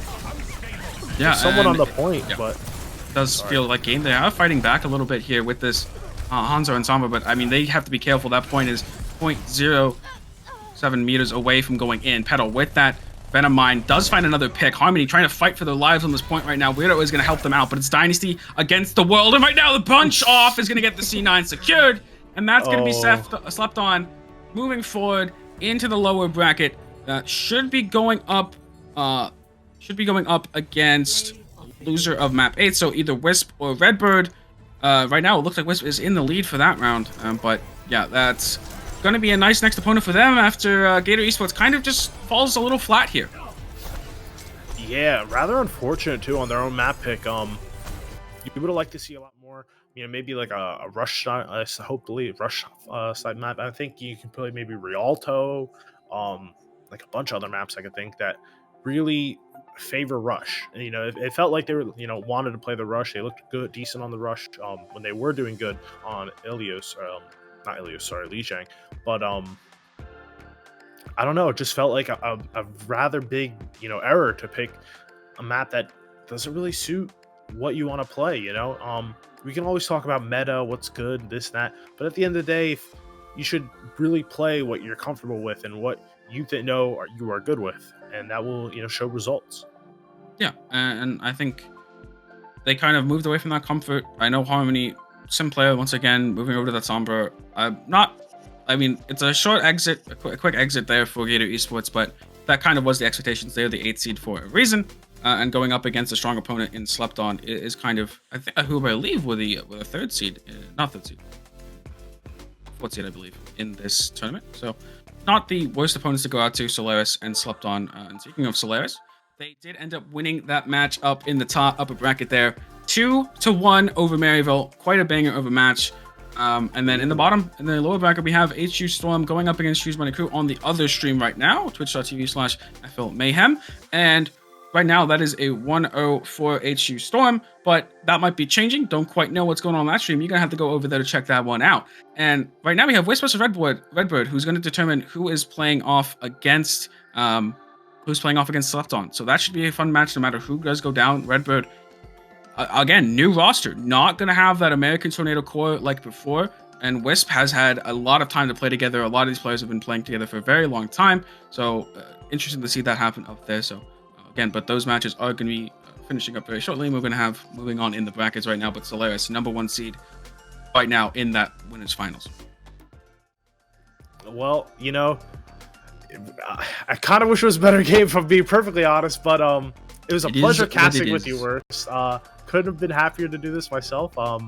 With a great caster like yourself, I'm honored and I'm happy. I don't know. Yeah, what else is there to say? I mean, yeah, what else is there to say except to thank you for Florida Mayhem for putting on this Winter Classic presented by Zaxby's. Obviously, other partners are going to be Republic of Gamers and XS Sports Nutrition. Again, all our amazing partners. Go ready to support them for helping us put on such an amazing event for collegiate and tier 2 teams. And again, like you said, Chicken, it was just kind of fun to be here. Happy to be here. Happy to represent BPL. And again, I was Worst Cast, joined here by Chicken Nugget God, and that should be it for this match. Again, the other match going on right now is going to be at twitch.tv/FL Mayhem, but there's going to be another match shortly on this Twitch channel right here, Bad Patch Mario League, so come on back in just a moment. We're going to have a banger of a match, I'm sure, with some great casters to boot. I'm going to let you figure out who they are for yourselves, because that's going to be a little bit of a surprise, a little fun surprise there when you come on back for the event. To be the best, it's not about being first place or never losing. It's waking up every single day to get better than you were yesterday. It's about putting in the work. Because if you really want to be the best, you have to do the things the old you wasn't ready to do.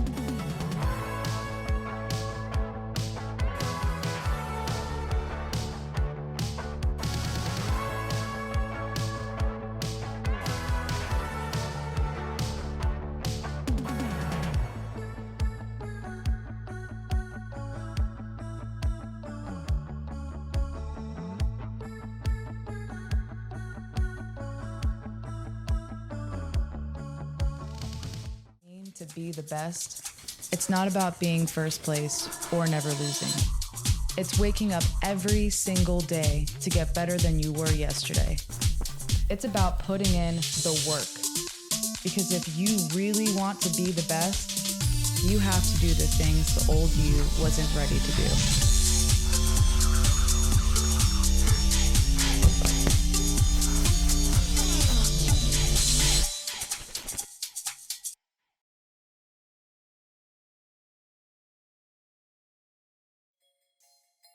Welcome back, everybody, to the Mayhem Winter Classic. It is I, Toasty, going to be joined here by Jace to bring you one heck of a game.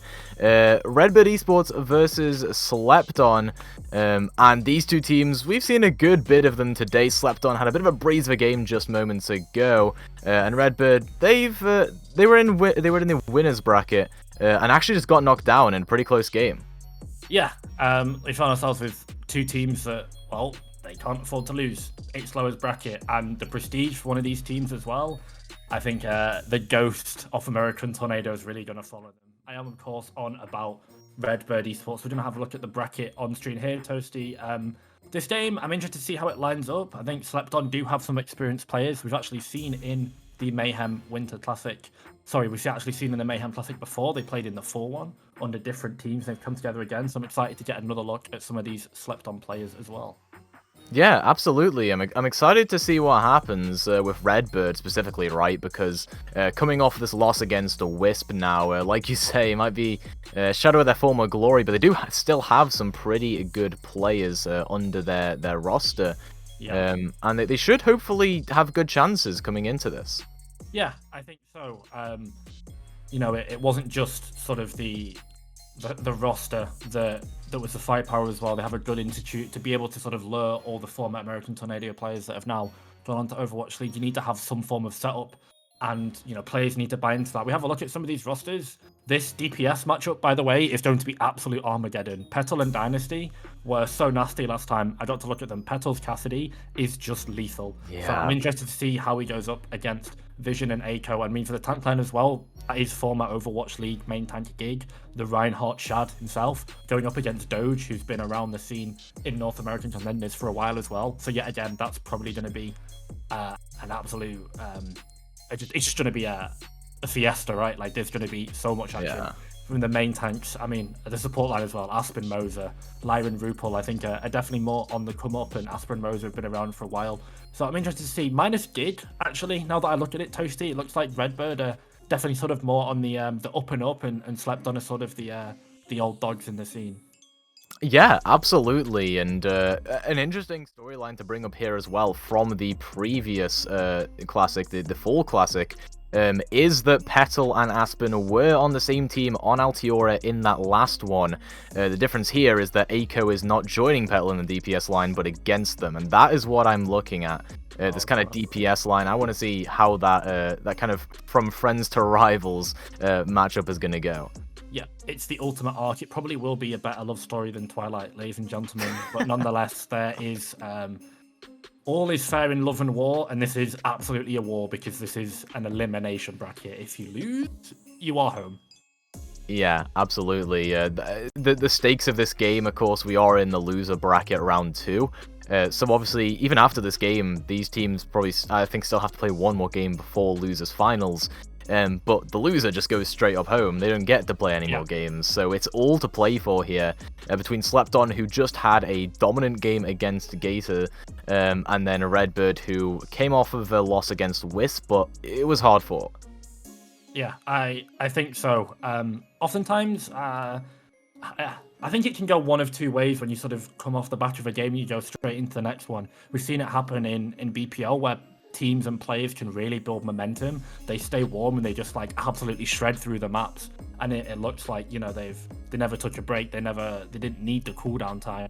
And then you get other teams where they look exhausted, they look tired, they put so much effort into it that, I mean, they're just mentally drained. Their decision making, their reaction time will be a bit slower.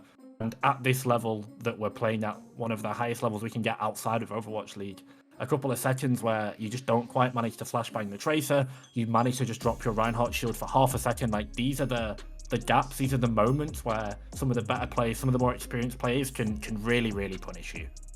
Yeah, absolutely. And well, Jace, let's get some predictions going here because I'm not sure we'll quite agree on who's going to be winning this one. I've got slept on. I'm not too much of a contender's frog myself, but I've seen what Pedal can do on that Cassidy.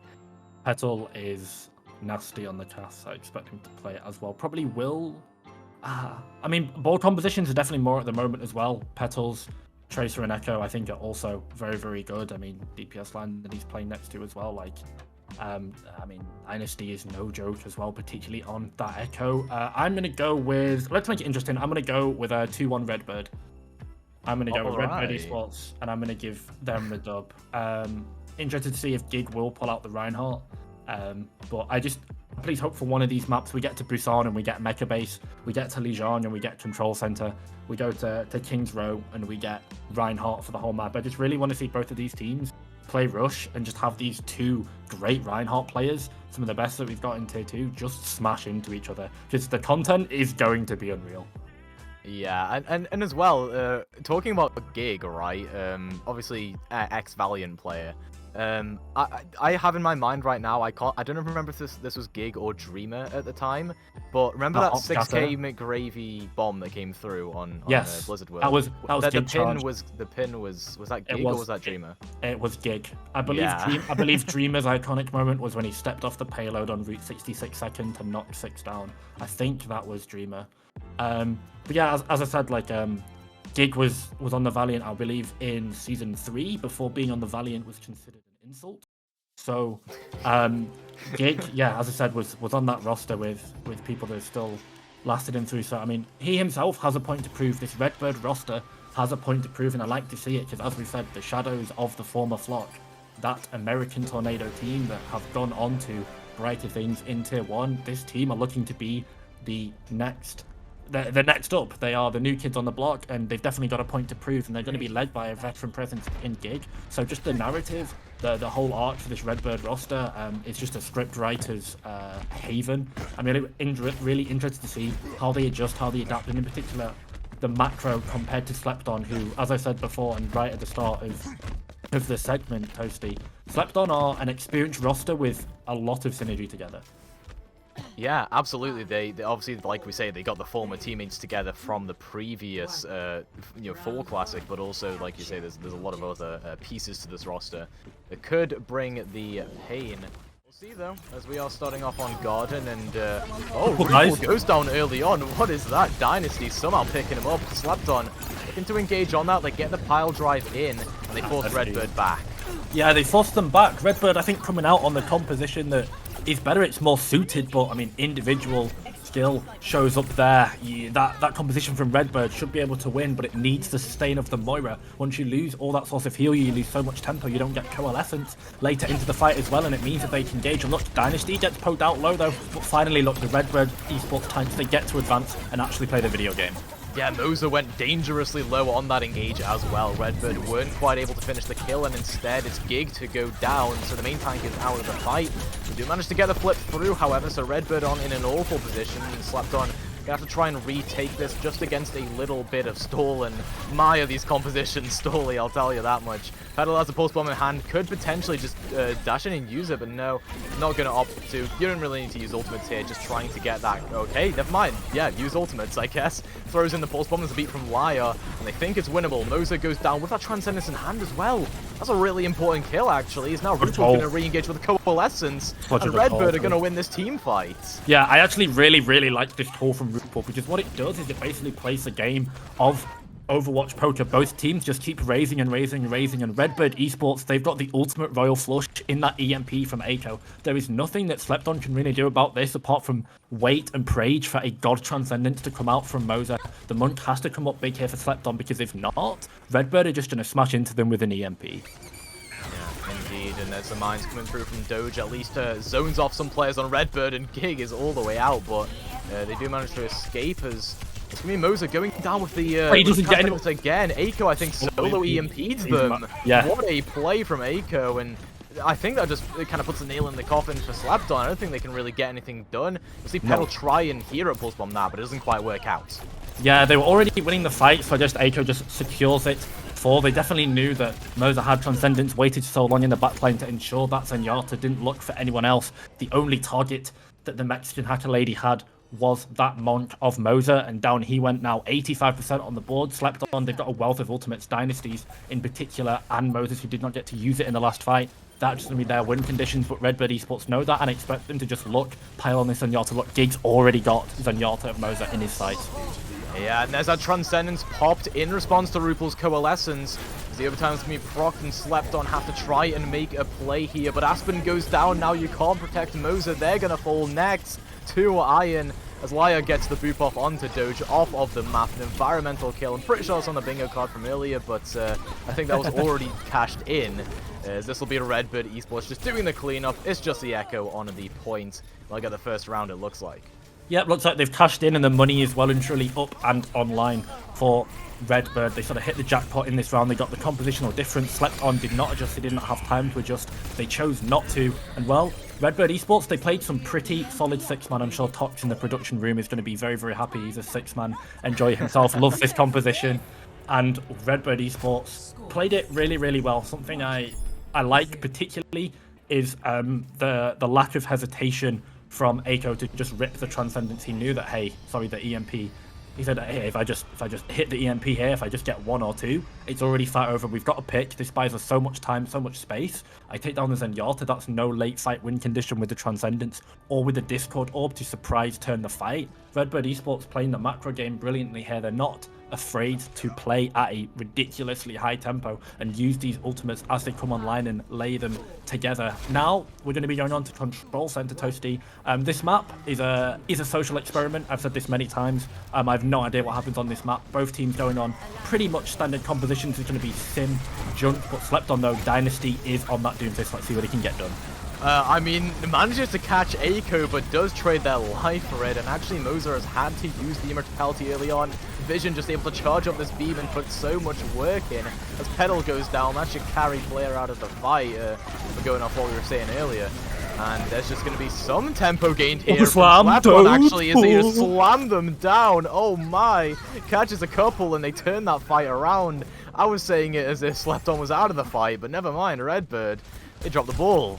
Oh, inspirational from Doge. No DPS needed. No damage. No problem. Doge says, get on my backpack and let's go for a ride. Knocked about 5 down there. Huge slam from the main tank. That's experience coming in clutch. He's going for the shift. Forces ice. Doge is so aggressive. Oh my. He kills Eiko too. Oh, it works though, yeah. They catch out Eiko. Gig goes down. It's a bit of an MTD there. And Slapdawn are able to take the team fight off of that. I'm liking this main tank play, not gonna lie.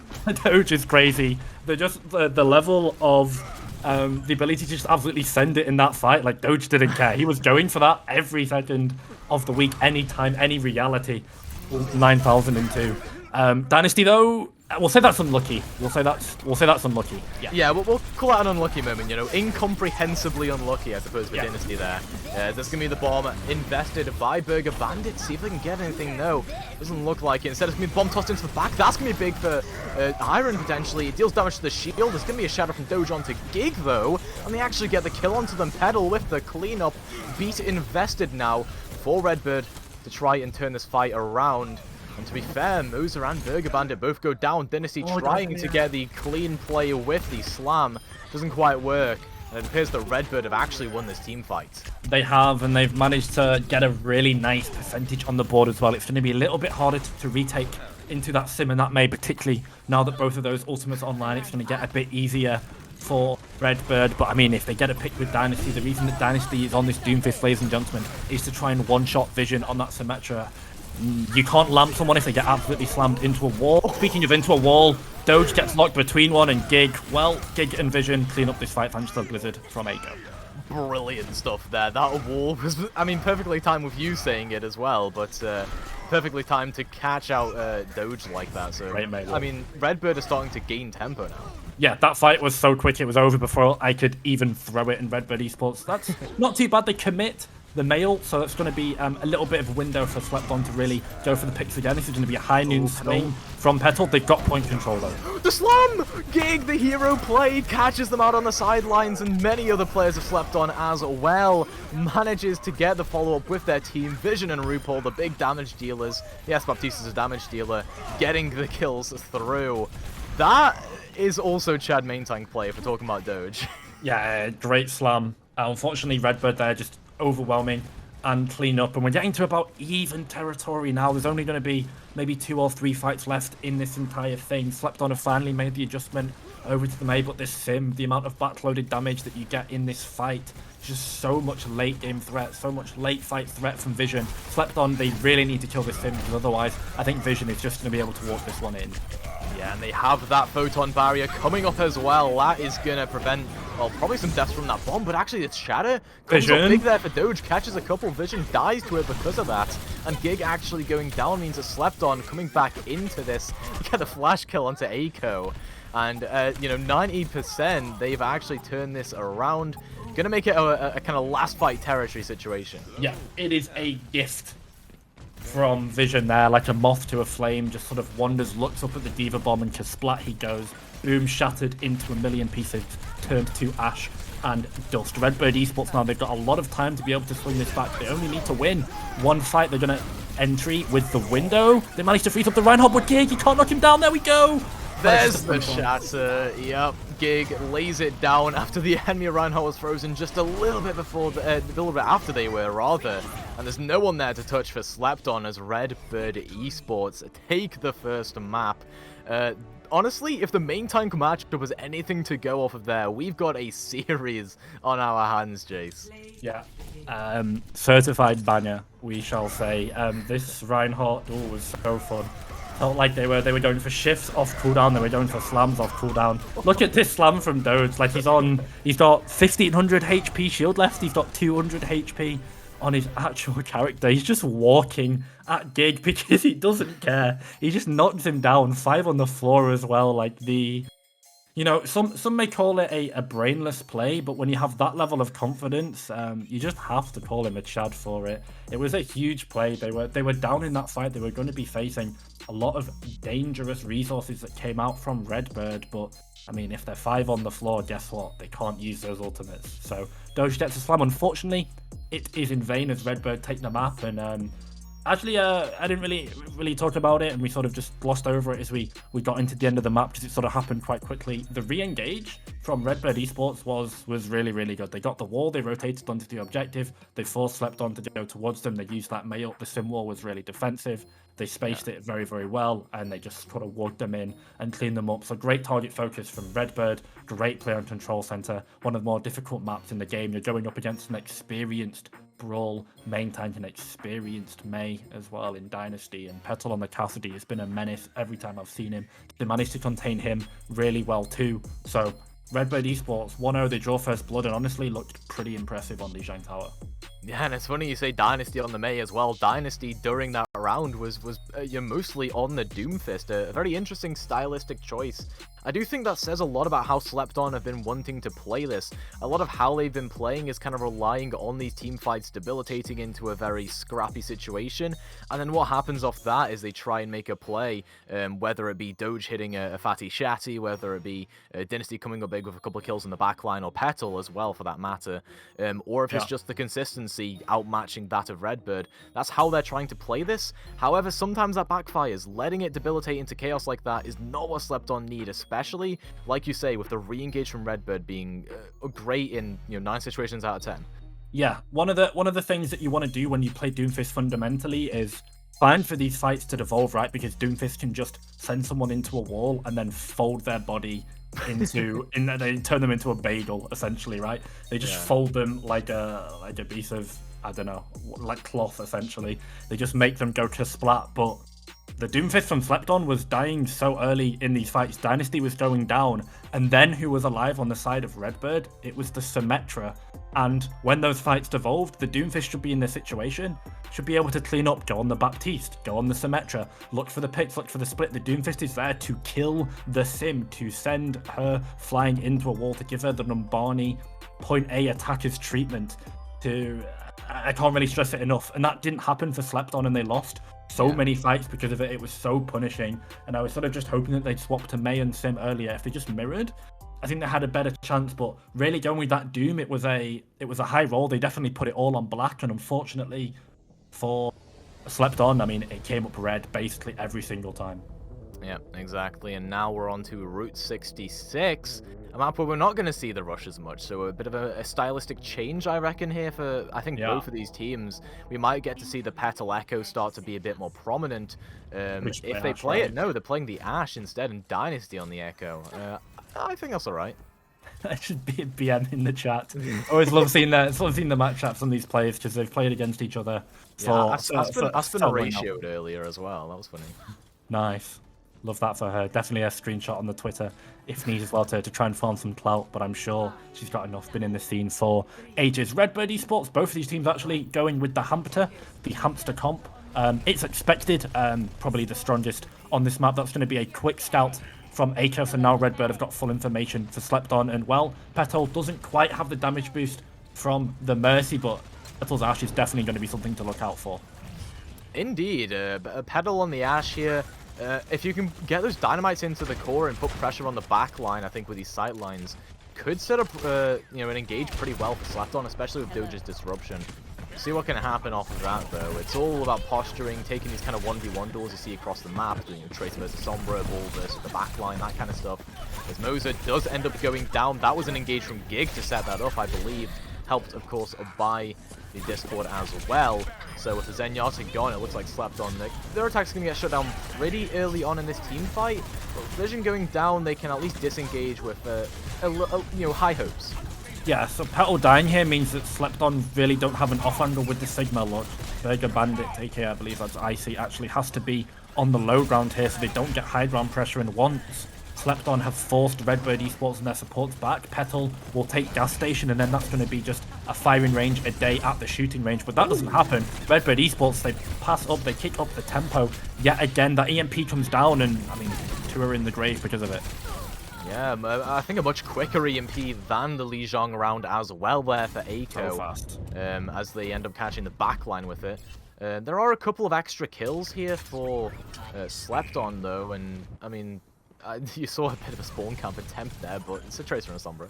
Yeah, interesting flank here. So Doji's going to get the roll through probably in the back. I know he looks like he's playing Mario Kart there in the back, just racing around, not quite sure what to see. Dynasty goes for the stick, finds Liar, so that's no break, no rally. Great pick from Slepton. This, I think, is a golden opportunity for them. The Dynasty just flew in, dropped it, and then dipped. I mean, that was some legs on them there. The Petal goes down to the mines here, and actually a brilliant shot from Rupal to catch out Dynasty after the blink. Trying to be pressured out by Doge now, but they are completely focused up in the backline. Redbird, like you say, the macro coming up big for them there with the target focus, and that bomb from Iron just does the cleanup, sweeps them all under the rug, and now it's getting a bit dire for Slepton with only a couple of team fights remaining. Yeah, these dives are looking very, very clean for Redbird, but as well, you mentioned the macro that's coming in. I think what's shining out even more is the mechanical ability of some of these players. Rupal managed to see the head of Dynasty trace a very, very small hitbox, remember. Just manages to dip for a second, and well, Rupal sends one sort of orb firmly through the skull of Dynasty. That Tracer gets one shot with the Discord orb.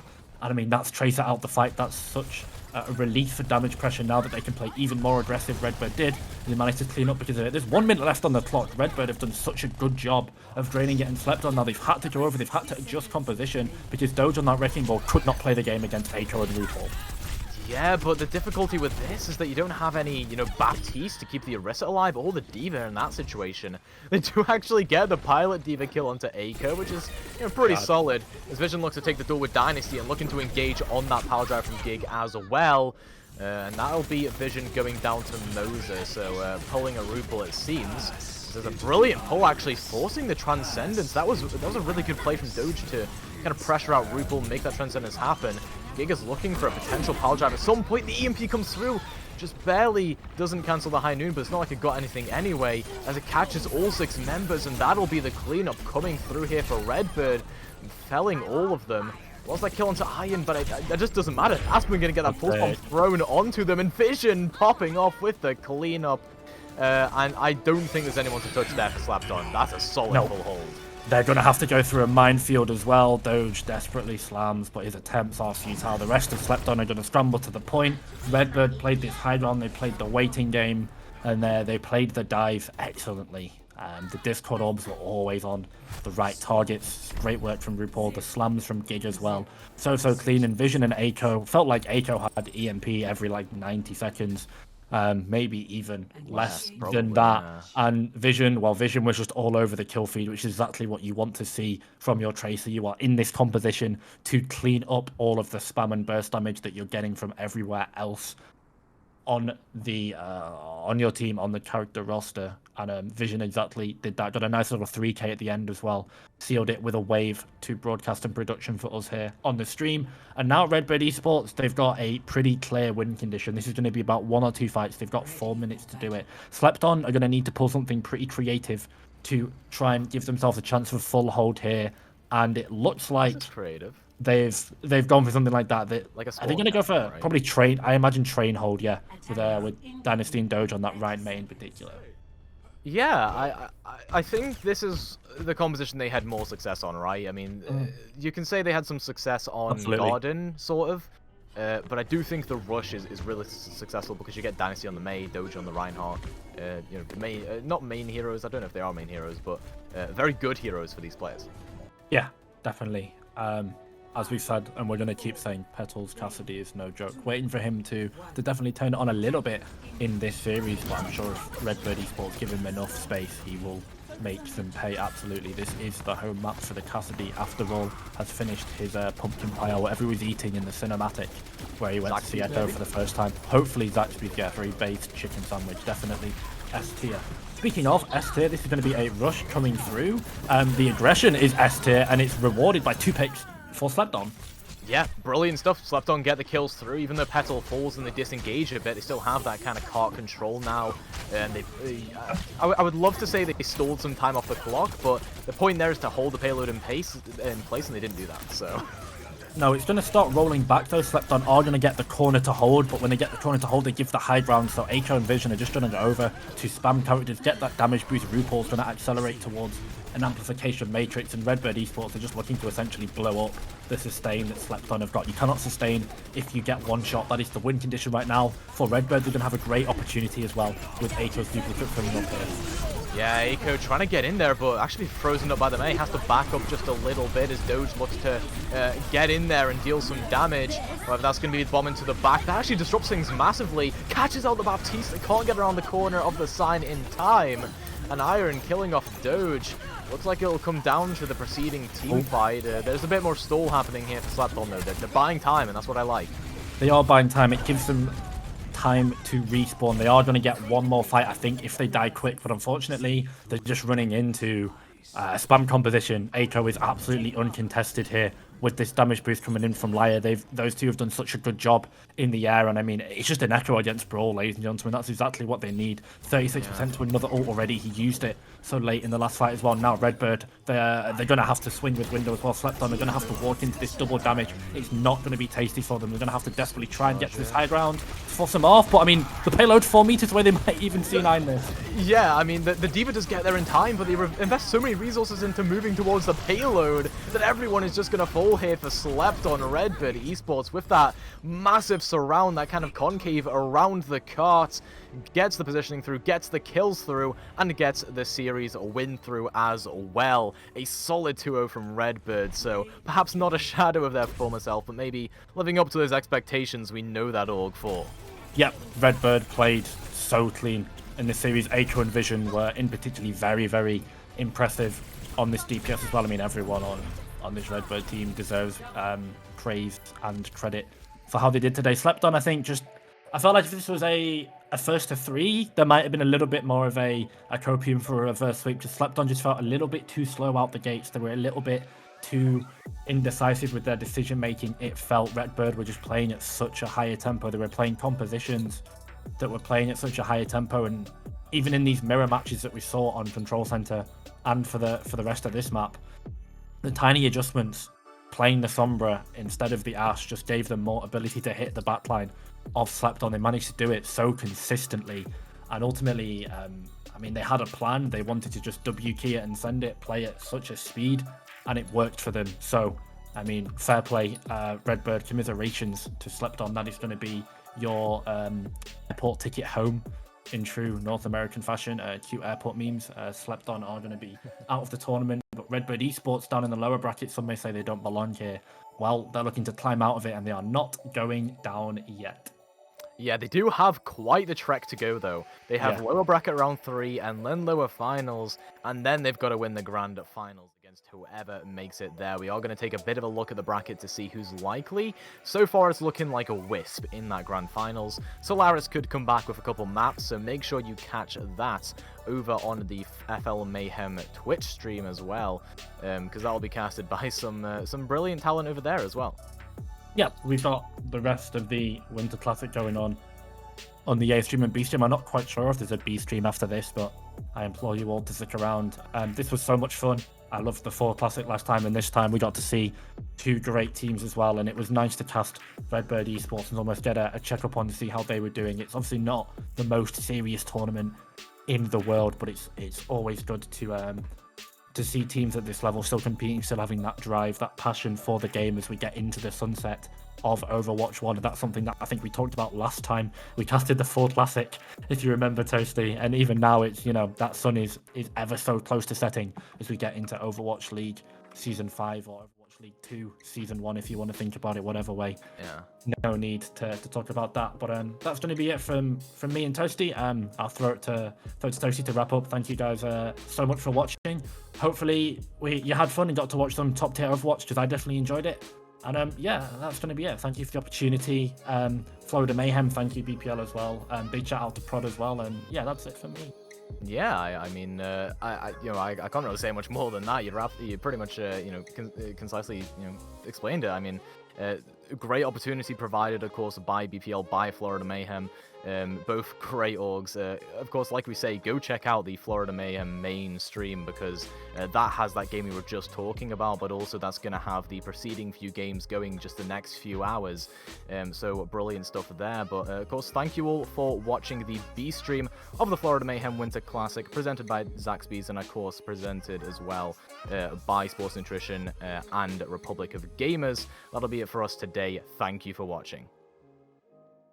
To be the best, it's not about being first place or never losing. It's waking up every single day to get better than you were yesterday. It's about putting in the work. Because if you really want to be the best, you have to do the things the old you wasn't ready to do.